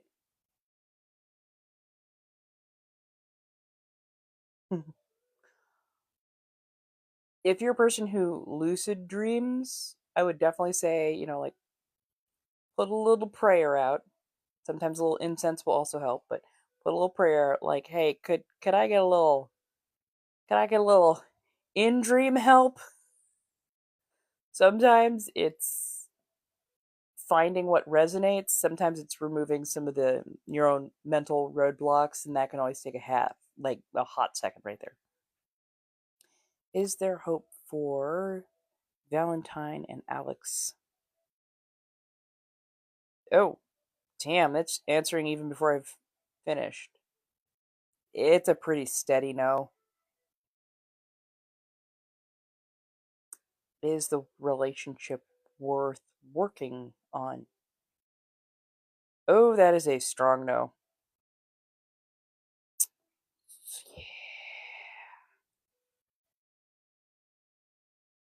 Yeah, like this thing is it's already going off before I finish questions. Should give me a minute to fucking ask. Jesus. I'm swearing at a rosary of all things.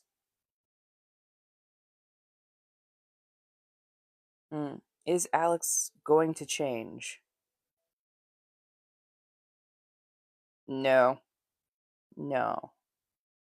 And that is a no on a this is willfully.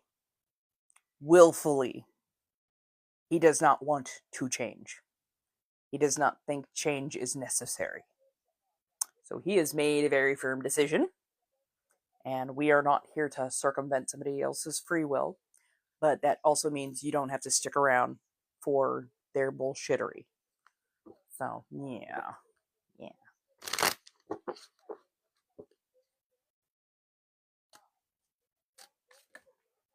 No.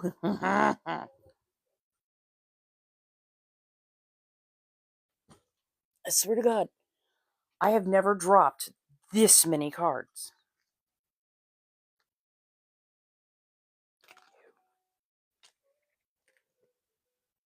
Yeah, no. He's made a willful decision. So it's not up to you to try and change that. You can only control yourself. You can always, offer a talk. You can always offer communication, but if they willfully do not wish to discuss or change, there's nothing else you can really do.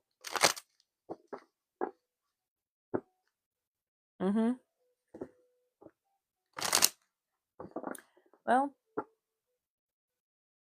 just remember, if he is a person without empathy, hey Ethan, few things. But yeah, no, if he is a person without empathy, that is empathy is not something that is easily taught.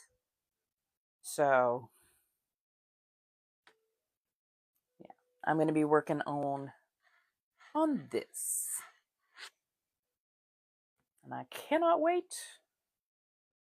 Yeah, I'm going to be working on a new corset, trying to decide all the pieces that I want to go to it. I always like to, hey, how you doing, Michelle?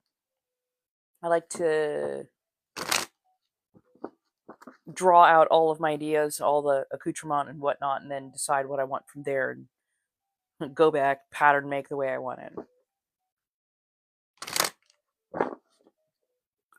Right?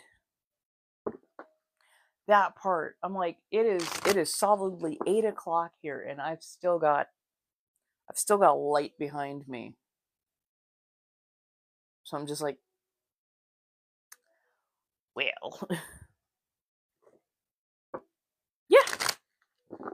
Are we talking like a traditional? Are we talking an actual traditional kilt? Or are we talking like a modern kilt that has a waistband? I can do both. I can definitely do both. But yeah. See, I stay up late anyways. But I usually just sleep with something like over my eyes, because melatonin leaves me groggy and bitchy. Oh yeah, modern kilt's easy. You're just adding a waistband. It's usually a knife edge pleat. I would have to do a little research on how deep those pleats are, but yeah, it's basically just a knife edge pleat, and I would have to do a little bit of research on the. Sometimes they will have like little clip-ons for the sporin, and the sporin is basically like it's like a purse. It's like a purse, but it can be made from like badger, fox, rabbit, or any other, usually animal.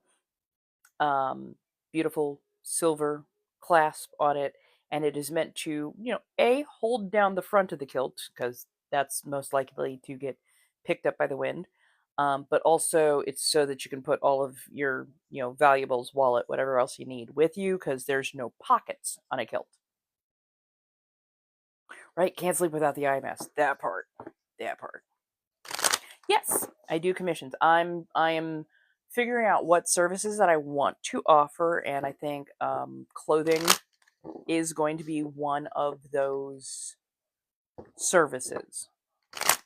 So it'll probably start at like a small amount, something like $40 or $50 for like the consultation and all the things that I would need for a commission, and then deciding on, do we want to do a mock-up so we can get everything figured out. Um, Depending on how expensive the fabric is, that would factor probably most heavily into the cost. For the most part, I'm going to say a couple hundred, mostly because it depends on how much fabric is going to be needed and how expensive that fabric is, because if it's a wool, fine wools do tend to be rather pricey.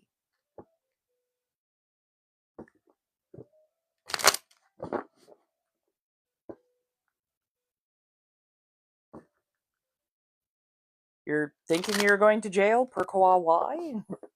Do I dare ask? Go to court. Go to court because bolting, bad idea.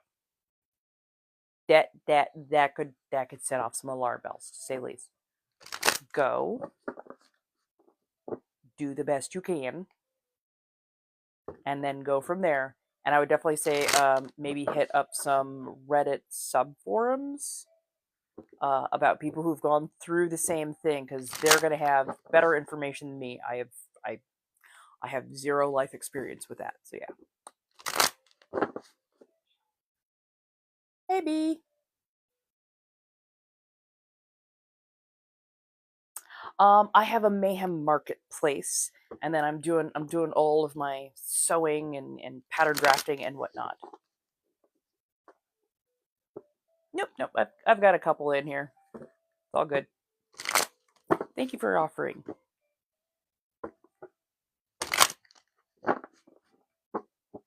But yeah, if you're looking for a kilt, yeah, you're probably looking at a couple hundred, depending on, quite frankly, how much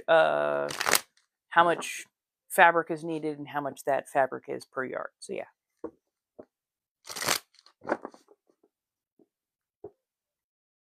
Mm-hmm.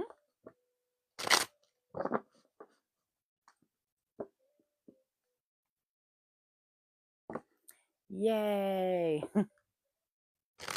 Well, hopefully you got at least a little bit of a doze in.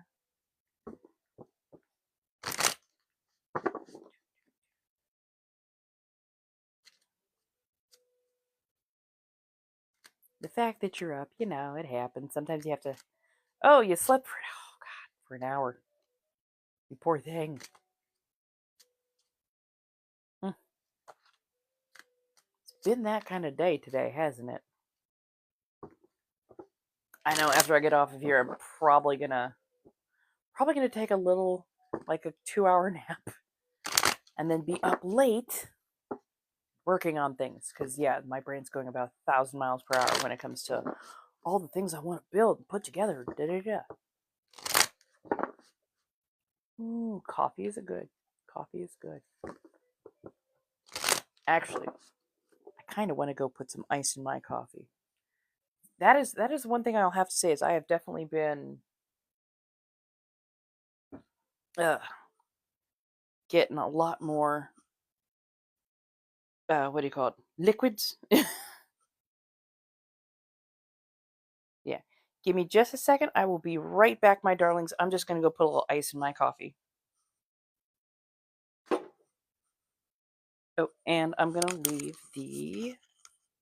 Sorry, I'm going to leave the microphone here.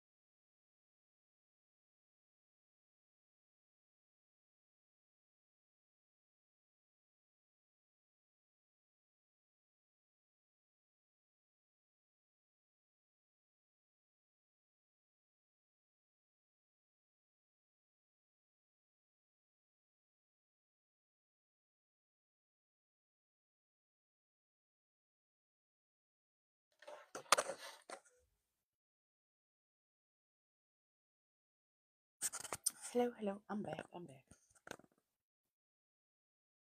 Any new buzz? Oh, not for me.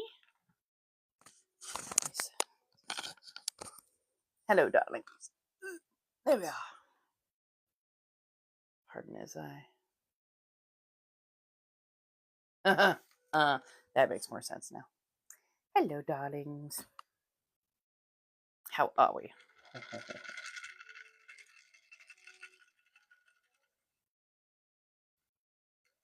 No, what happened? What happened now? I've seen... I'm Nottingham, not away. I've seen the plantation thing. What happened after that?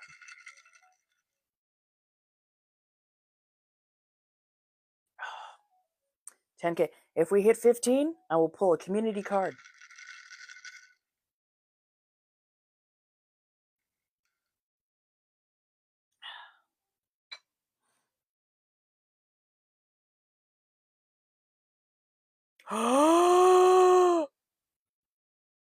No. I love that for her. I adore that for her. So if you don't know Marie Laveau, And I believe it's Laveeau? Or is it AUX? Anyways, Marie Laveau was a heinous human being. Absolutely heinous human being. And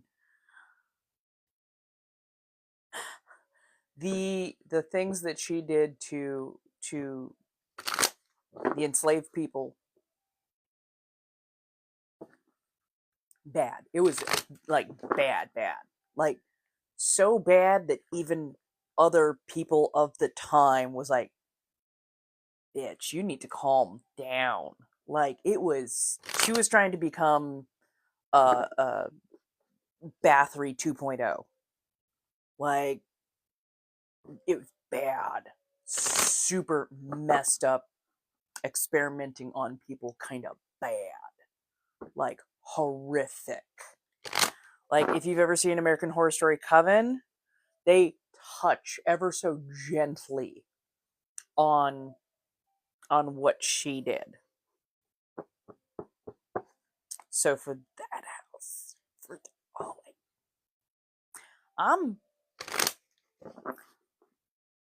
I did not have a haunted as fuck doll blazing things to the ground being the hero on my bingo card, to say the least. But I'm also not going to stop her, so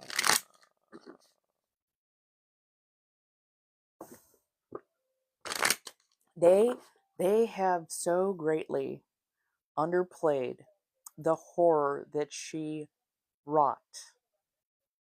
From everything that I've heard about the tours, they downplay what she did so badly. So badly. I am not surprised that there are some deeply agitated and unrested spirits around there. Say the least. Say the least. Again, I think the more this doll travels, I am just saying. I'm just like, go through Louisiana, take it through Georgia. Shall we cross it over into, Florida? Maybe take a little tour around there. Maybe up through the Carolinas. Maybe past a large house. I'm just saying. I am just saying.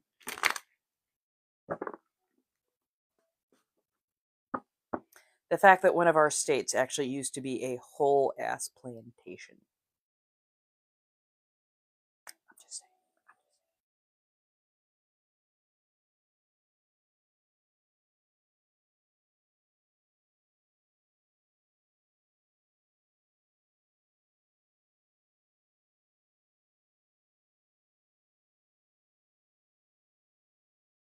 Pardon as I am just scooching things around a little bit.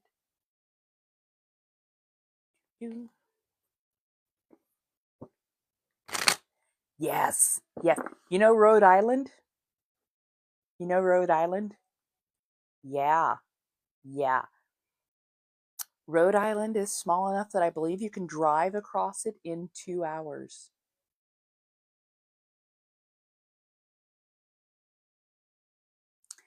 Look at the original name, or look up the original name. Most of it was just one giant ass plantation. Yeah. Like this is why I sort of don't like United States history, or at least how it's taught a lot. Because you're taught, oh, the North was good. The North was so benevolent. The North would never do these things like the South did. And it's like, yeah, you did. Yeah, you did. Yeah, you did. You just also, not out of the goodness of your own heart, but literally to hamstring other capitalists and basically undercut them. That's why you did a lot of the abolition you did. You didn't actually believe in abolition itself. You did it because it would undercut your competitors. You weren't John Brown. You weren't Nat Turner. You weren't Benjamin Lay. No, you were just trying to undercut the competition, as it were. I think Marie Laveau's portrayal, well,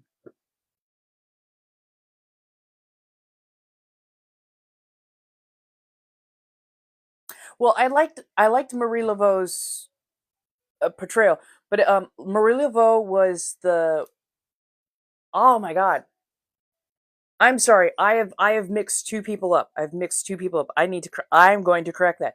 Marie Laveau was played by Angela Bassett. She was a practitioner, voodoo practitioner, voodoo practitioner, who was a part of the community. Marie Laveau, people actually still pray to her and still entreat for her help. Hey, how you doing, Kay? So far, hanging in as best I can. Madame Delphine de la Larrie was the house owner. Madame Delphine, that I'm sorry, that is the person I was supposed to be talking about. Marie Laveau was a black woman who was a practitioner in the area. She did a lot to help. She did a lot to help. But yeah, she was given some, I think, some really good airtime. I think they did, fun and well with it.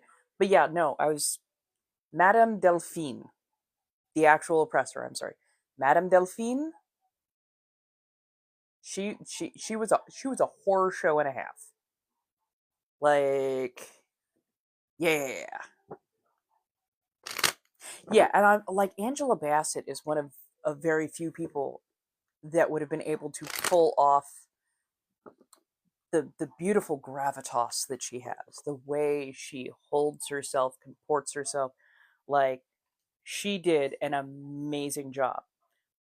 Kathy Bates is fantastic as an actress as well, because she did really well as Madame Delphine. Yeah, no, Madame Delphine, like that house. I've read a few of the accounts, and so often the accounts that were written down, put into books and whatnot, are still on the gentle side compared to some of the books that took down like statements and stories and oral histories from people who were in that house. So yeah. Oh yeah. Yeah.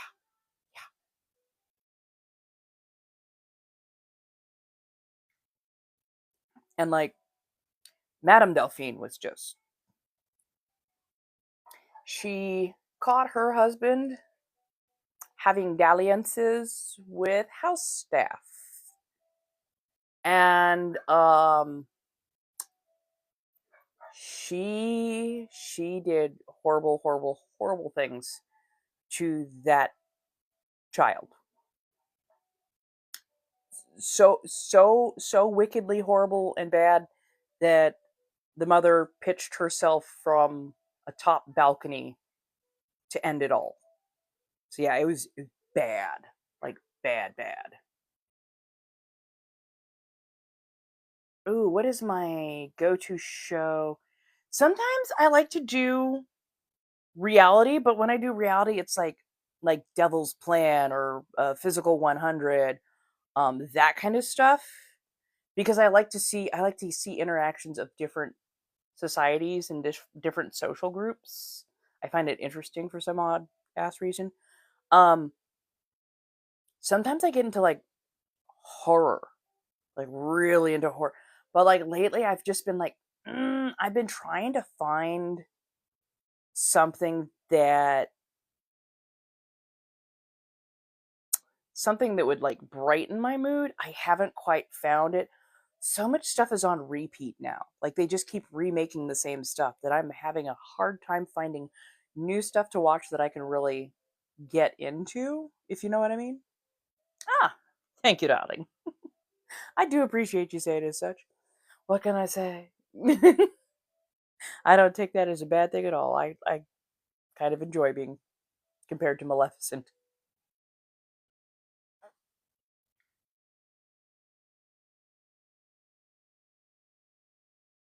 Oh no, I bet it was so taxing. But I also remember that Kathy Bates has played some rather unhinged characters before.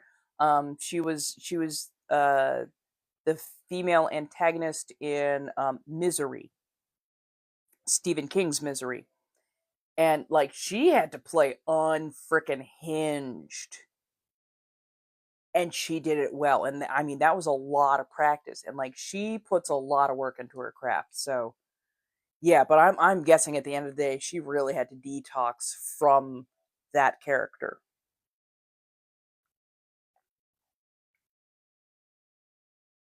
Right? Right? Like I'll do that where I'll sit through like the first couple of episodes and just some of the stuff really hooks and some of it doesn't. Like I tried watching Daryl Dixon because I like, The Walking Dead. It was one of my favorite, comfort shows up till about season 8. And I tried watching Daryl Dixon. Okay, it's like, okay, let's, he's one of my favorite characters. Let's jump. I sat through, and I forced myself to do this. I sat through all 6 episodes, and I despised it because it just kept coming back to, oh no, look, this small child with this long wild hair. It is very reticent of the European Jesus, and he is going to be the Messiah. I'm like, oh, fuck off. Like, all the way off. Like, why? Right? Right? And like usually I would be in for like watching Daryl Dixon because he is such a deep character on so many levels. He is so nuanced. And this took away all of his nuance. This took away a lot of the richness of his character that had been built up. And I'm just sitting there going, why are you trying to save this particular Christ child? Why are you trying to save the Messiah? The French Messiah. I'm like, the fuck? It was so painful. Right? Right? Hey, how you doing, Meg? They absolutely could have done better with his spinoff. Because so much of the spinoff revolved around religion. Of all things. Of all things. And it, like, he has repeatedly distanced himself from religion. So to give him a come to Jesus moment, ew, ew, ew. It is so antithetical to his character. And that's all they kept pushing was this very religious esque storyline. And it wasn't well written. I don't know. I don't know. Other than trying to give us a palm colored Messiah, I have no idea. I have no idea. I'm like, you made this child look like European Jesus, who was, by the way, a portrait basically of Borgia's lover. Why are we trying to make this tiny palm colored child the savior of the world? Like, oh, thank you so much. Thank you for the heart me. I appreciate that. Yeah, it was bad. Oh god, that ending was such horseshit. Like honestly, they could have ended it. They could have ended it with just that. I would have been fine. I would have been fine with him getting on the boat, and going. Go, go, go, go. Get on the boat and go. Just go. Would have been fine by that. Would have been fine. We've already seen this child doesn't need any help. Go. Can go. Oh, are you going to leave me all here alone by myself when I have so much burden on my shoulders. Yes. Yes, little princess. We're gonna leave you to your own devices. Go. Fucking go. Like I was so done. I was so done. Like, Daryl, get on the boat. Just get on the damn boat. Just I don't want this cliffhanger. I don't want this cliffhanger. Get on the damn boat. And like, part of me, oh, thank you so much for the donuts. Like, part of me wants, oh, thank you. Part of me wants to like watch those Left Behind, the one that focused on Rick and what he's been going through, and then, oh, I cannot remember the one that is supposed to be Maggie and Negan. I'm like, I don't, no, thank you, no, thank you. That spinoff pissed me off because I'm just like, they hate each other for a reason, like for a reason. Why do you keep bringing him back in? He's no. He's no. No, thank you. No.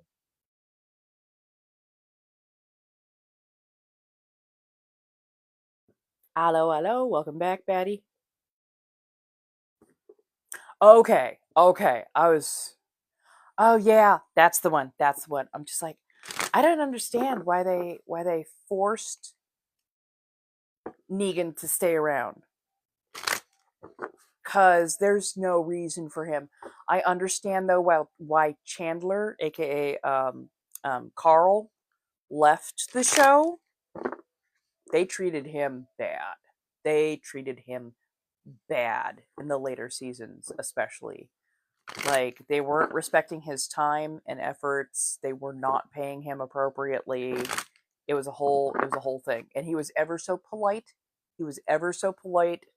In backing out. I wish whoever was giving him grief, I hope they stubbed their toe on the corner of the bed every single morning. And not even the big toe, not even the little toe. I want them to stub their middle toe. I want them to stub their middle toe hard on the corner of a frickin' bed frame every single day.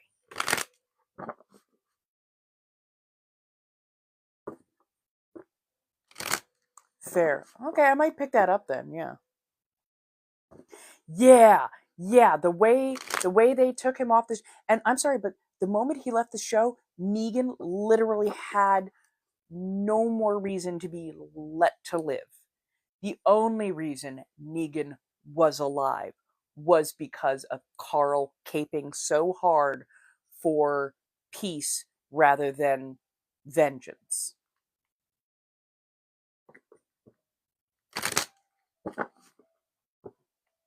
That part. Yes, the middle toe. The middle toe. You know how hard it is to stub your middle toe? That takes either wild luck or dedication. Every day. Oh God, same toe. How? I don't know, maybe some minor curse work for what you did.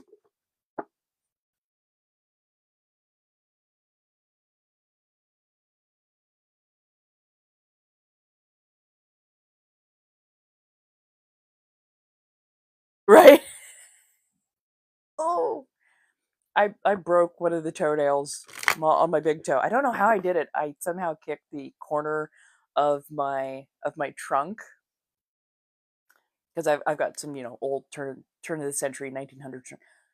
Just slammed my toenail into the corner of the trunk. Somehow didn't damage the toe itself. Didn't break anything. Didn't damage anything on the toe itself, but chipped the corner of my toenail off by like a good half an inch. I'm like, really? Son of a bitch. Oh no, he definitely got away with too much. Right.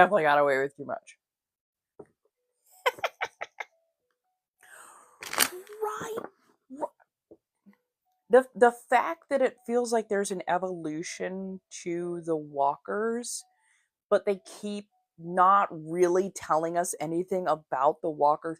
That part started to wear on me, especially after about season 7, season 8. By season 8, I was so done. There was also, what was it? Fear the Walking Dead?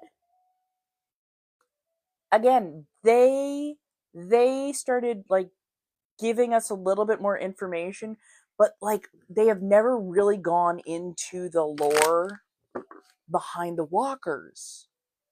And I have really wanted for them to like go into it, especially since some of them do seem to be evolving in certain ways, and there's more and more types of them. But it's like, can you all give us something? No, it's always, oh, man is the most dangerous thing. Oh, people are the most dangerous. I'm like, I get that this is supposed to be commentary on the dangers that people uh, uh, present to each other, but you're putting it in an apocalyptic horror setting, and the walkers are always supposed to be a very present and dangerous thing. It's supposed to be an allegory to certain things. Like, give us more on that. Like, really look at what created them, how it got spread so fast, because apparently it was in the air, it was in the water, it was in everything. Okay, how? How? Because it's like it hit absolutely everywhere at the exact same time. What what precipitated it? Like, come on, give me something. Right, right. Yeah, yeah, and like I knew the thing with Glenn was probably going to be happening because of the comic books, but they went way too far with that episode. They went way too far with that episode. And apparently they filmed every single character that you see there. They filmed every single one of them going out because somebody had leaked spoilers in previous seasons. And so, in order to confuse the masses, so you would never know exactly who, what, where, when, why, and how, they give everybody that treatment. But yeah, like overall, I I actually have not watched The Last of Us. I know I'm a terrible person for that. I'm a terrible person for that. I wasn't sure if I was going to like it, but I've seen a lot of good reviews. So at some point in time, I may have to grab that. What streaming service is that on though? Right.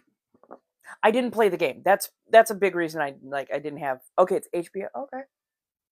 Maybe the next time I'm setting for my friend, I can grab that and watch it cuz yeah. Yeah.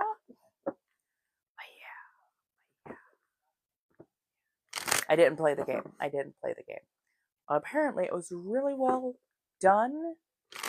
And I tend to try and separate most things from their different forms. So, like, I try not to compare the game to, like, the comic book or a book to, like, a movie to, like, each one of them is slightly different formats. So, even if you're going with the same characters or similar characters, you have to kind of present things in a slightly different way. So,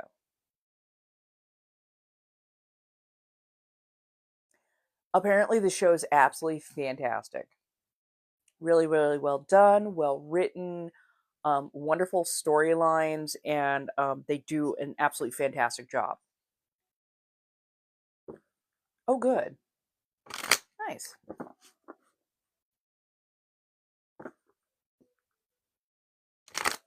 Oh, nice. Hey, April, how you doing? Well, hopefully, I'm glad that they did the game good service, and I am so glad that they got the actor that they did, the non-binary actor that they did for Ellie, they apparently did an absolutely fantastic job. And I mean, they've been acting since they were actually rather young. They played Marmont in Game of Thrones, and apparently acting is just, it was meant for them. They are fantastic at pretty much everything they do. But I mean, they also apparently put in a lot of work. A lot of work. But I'm also glad that they were paired with Pedro Pascal, because he is such a wonderful, calm, like healthy, masculine individual who is also a very empathetic and well-spoken proponent for um, for marginalized communities, and I adore that, because he's not afraid to like step up, step in, you know, and say what he's got to say. I adore that for him. Yeah, exactly. He really is. He really, really is.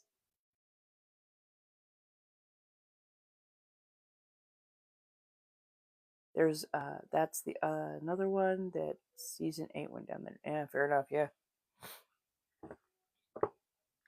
Hey, how you doing, Texas? Yeah, no. He is such a fantastic actor. Um, yeah. You know, you're right. Honestly, though, I think with Game of Thrones, I think season 7 was super rocky, and then season 8 just really nailed it home how it was.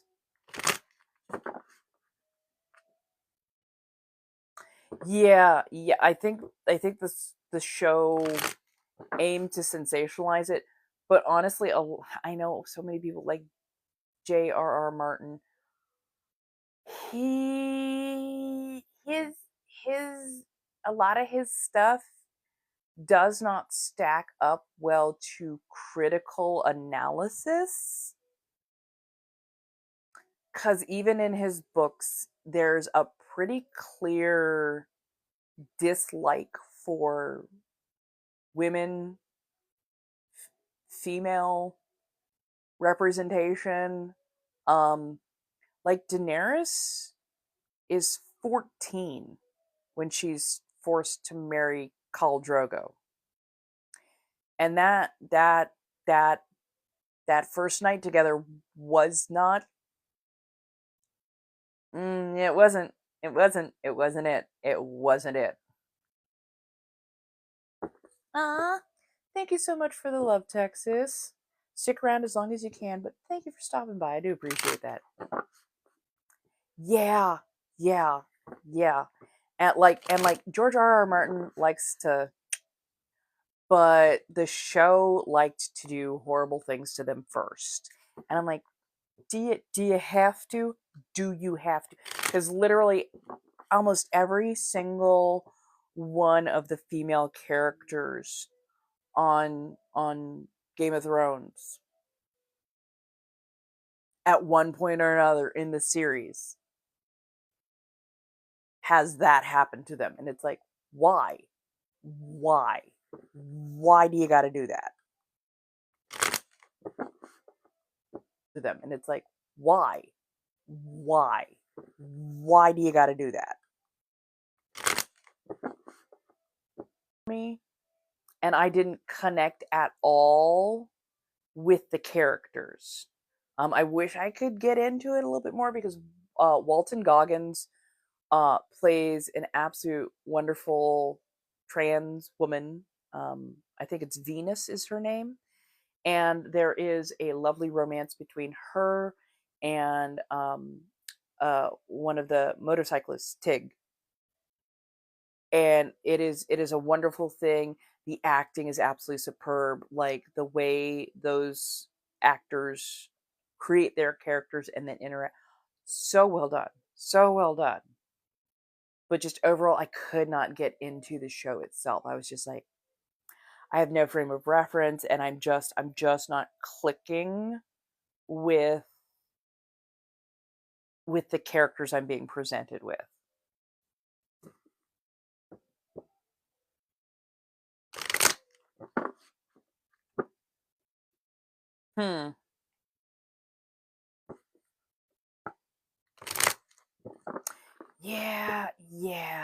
Yeah. Well, I don't know. I have not noticed anything.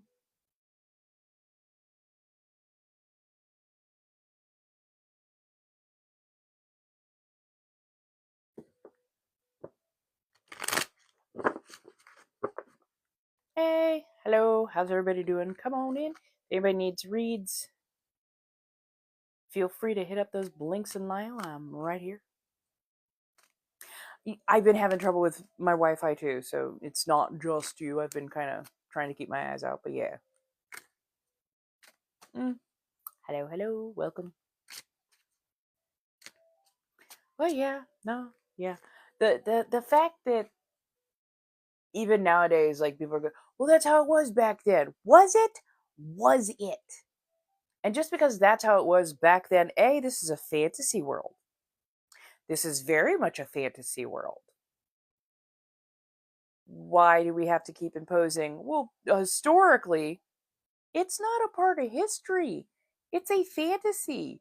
You can take certain things out of your quote unquote fantasies. If you can put dragons in, you can take assault out. I'm just saying. If you can only ever envision women, femmes, female being violently assaulted in order to exist in a fantasy world, that's saying a lot about how the world is viewed through your eyes, and that's kind of scary.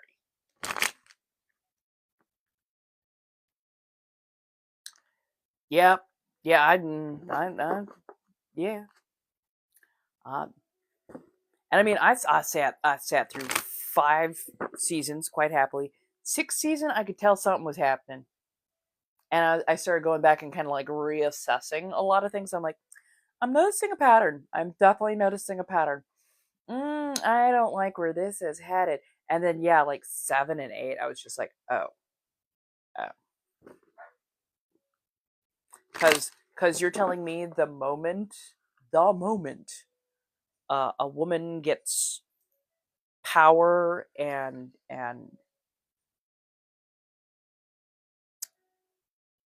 clout, stature, actually starts to make themselves known in the world, suddenly they're just going to become mad with power.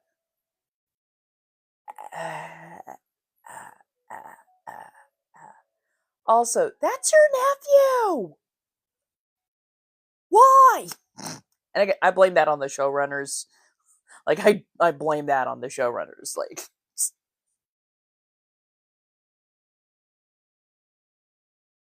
mm, mm.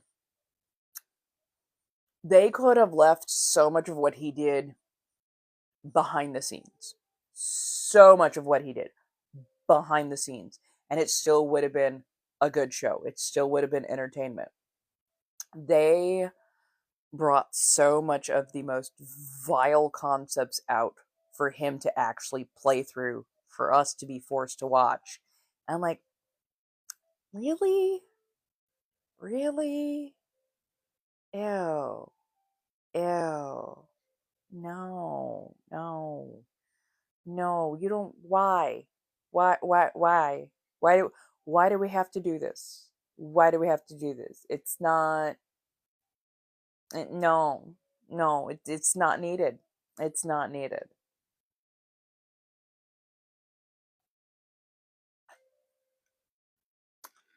Like, everything involving the dogs, a lot of that on screen, like, it wasn't needed, and it didn't add anything to the story. That's my biggest thing, is it didn't really add anything to the story. All it did is show brutality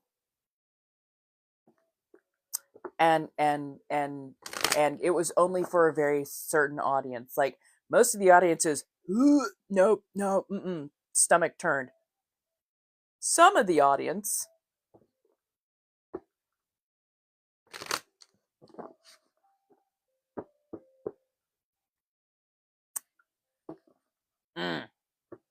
and it honestly felt like they were often playing to the lowest common denominator, as it were.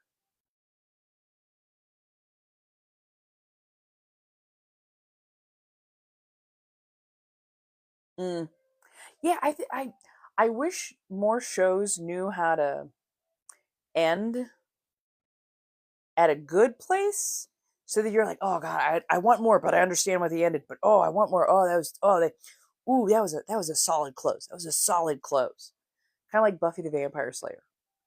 Buffy the Vampire Slayer honestly had a really good close. I want to say it like season 4, season 5. I think it is. And then it got into Buffy the college years, and it was like, did we really have to?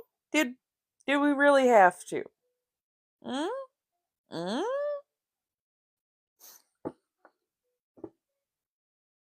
Right, right. That part. That part. Yeah, yeah. I mean, I say this as a person who watches anime or has watched a lot of anime, especially in the past. I have sat through 400 episodes of Bleach. I will tell you right now, you only needed maybe half those episodes. It should have never taken 5 seasons to rescue Rukia. There's 100 episodes right there, basically. You never needed that much time to rescue Rukia.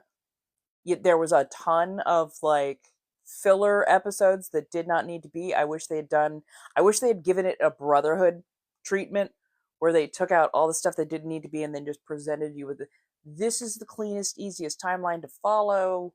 Here's the story.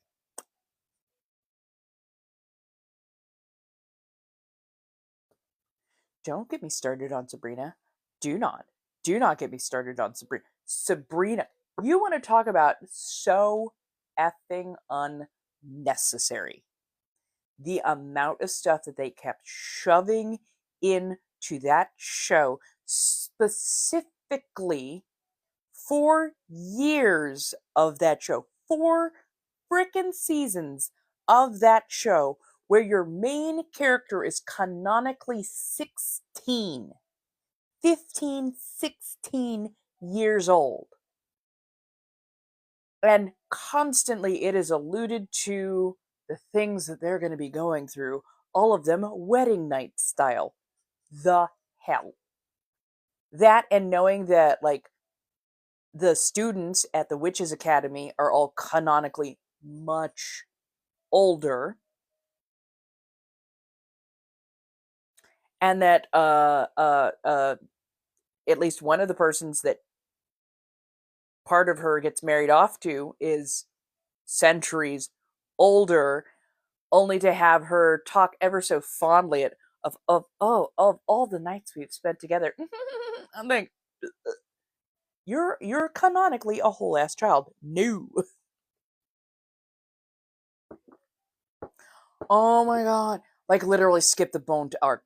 Absolutely skip the Bone arc. It is so not needed. It adds nothing. Nothing. There is so much filler in there. I really wish somebody would trim it down. Right? Sabrina the teenage. And it's not even like 18 teenage. It is teenage as in you're literally, she's a sophomore in high school. They never get past being a sophomore in high school.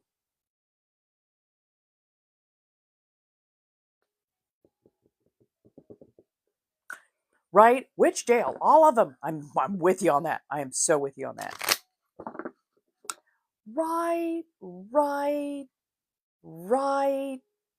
Yeah, no, yeah, yeah, yeah, no, just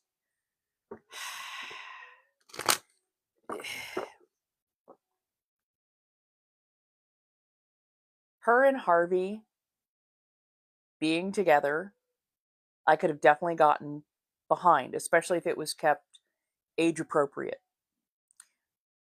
But they did anything but age appropriate when it came to that show, and I've watched it all the way through once, and like once was all I needed, because I'm just like, okay, anytime you could stop, just you could stop, because it very much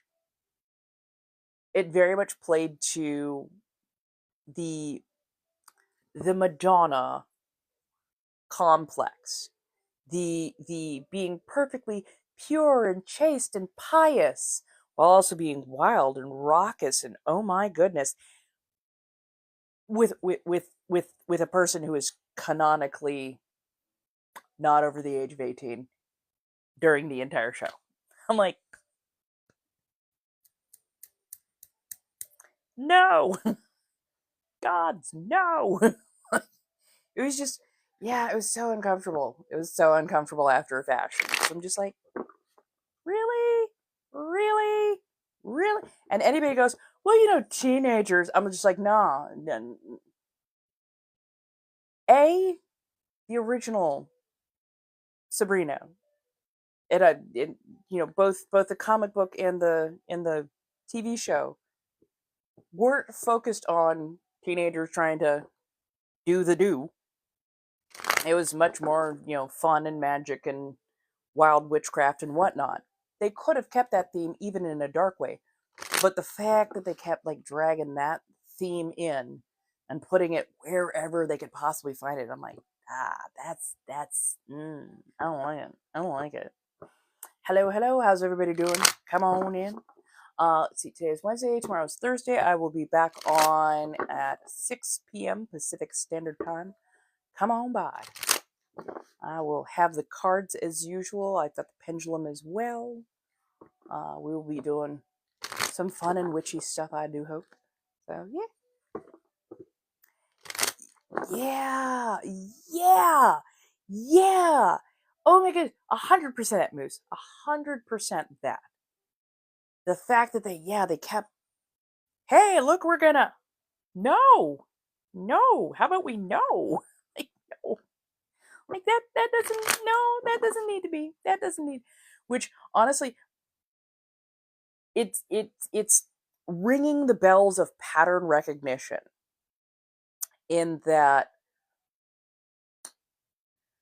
showrunners who did that kind of stuff, hey Joanne, showrunners who did that kind of stuff, who put that kind of thematic forward, were oft caught with very, very unkosher things later on. And then we had to hear from the actors who were children at the time how much bad stuff was going on behind the scenes, like iCarly with Dan Schneider. Yeah. Oh, shoot. I'm sorry. I didn't even realize it was. I'm sorry. I forgot to look up. You know what? I'll go ahead and pull one, though. Hey. Okay.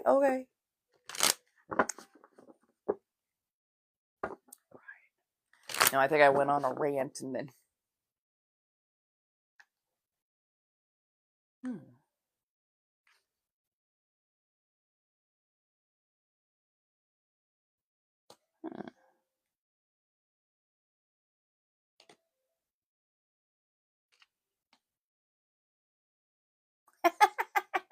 You pulled the cord. What can I say?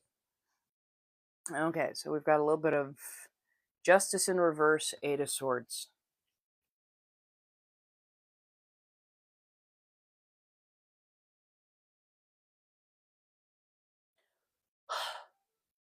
A little bit of drama queen action. A little bit of woe is me. Oh, you went on a 12-hour road trip. Dang. I'm sorry, I'm two minds right now. This is giving like an imagined slight. This is giving you're in a tizzy. You're in a tizzy, you're a little worked up. You know, there feels like there's a lot of stress and stuff around you. Got the blindfold over your eye. Oh, oh, yeah. Oh.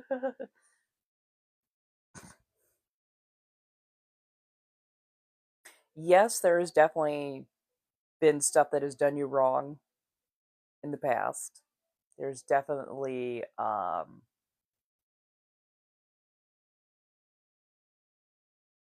not getting what was due to you.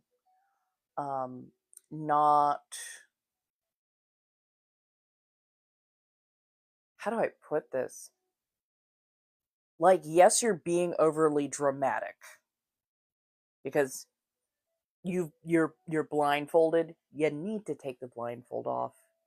Yeah, there's a lot of sharp objects around you, but if you take the blindfold off, you can actually work your way out of the briar, as it were, and it feels like that injustice, the injustice of it all, is it's a little bit more inflated than it should be. It's a minor injustice. It's been pumped up to a major sticking point.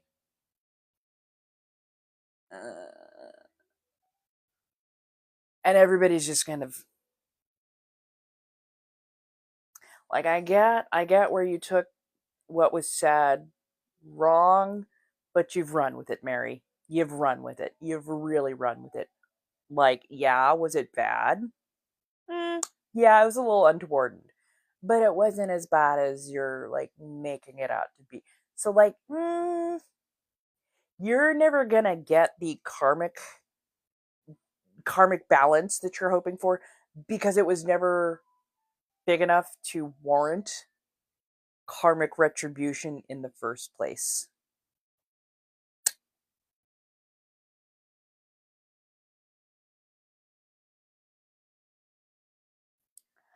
You're just gonna have to put down those hopes and aspirations. Don't be Petty Crocker about it. It wasn't as vicious as it first seemed. But yeah, like at this point, you gotta like take the blindfold off, girl. Just walk yourself out of there. Be a little embarrassed, but walk yourself out of there. It wasn't nearly as serious as you first imagined it to be. So yeah, put the ideas of petty vengeance away. It's not gonna happen the way you hope.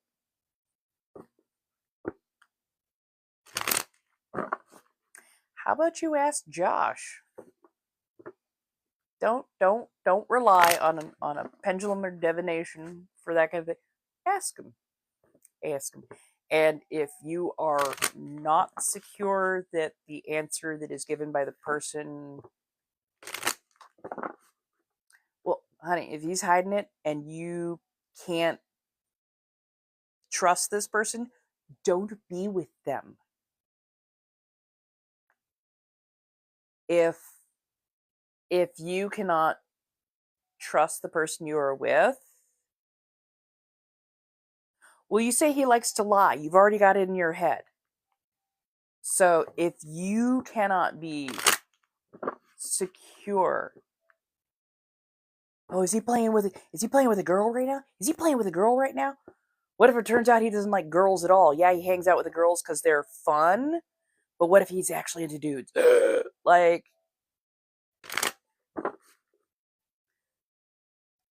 if you're not together,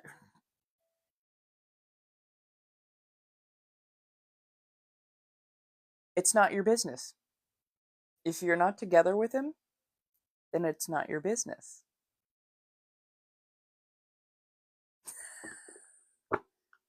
And and if you're not together,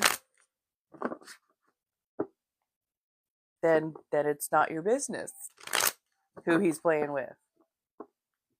And yeah, this sounds like something off of the back pages of Reddit. So I am not engaging.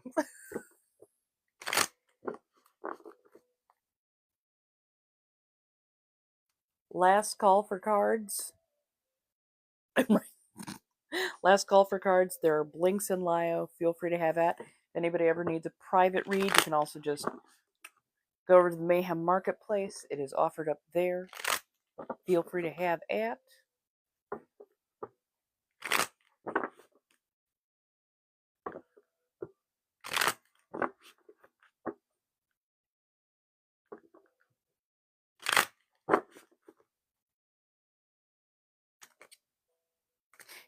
Is it bad that my brain almost went dotty? No, no, no.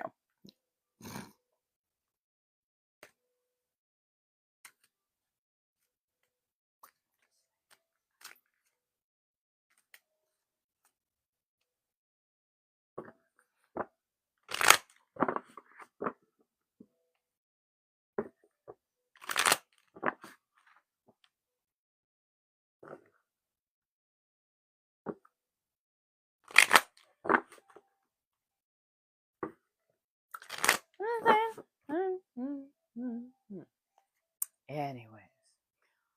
Okay, I'm going to head off.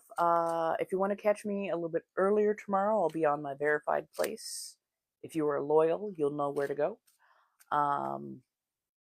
Probably working a little bit on the corset from 3 to 5. And I'll be back on here to read cards, do pendulum, all that kind of lovely stuff from 6 to 9 tomorrow. So feel free, hit me up. If there's anything else you need, let me know in the appropriate places. So have a lovely night, my darlings. Bye.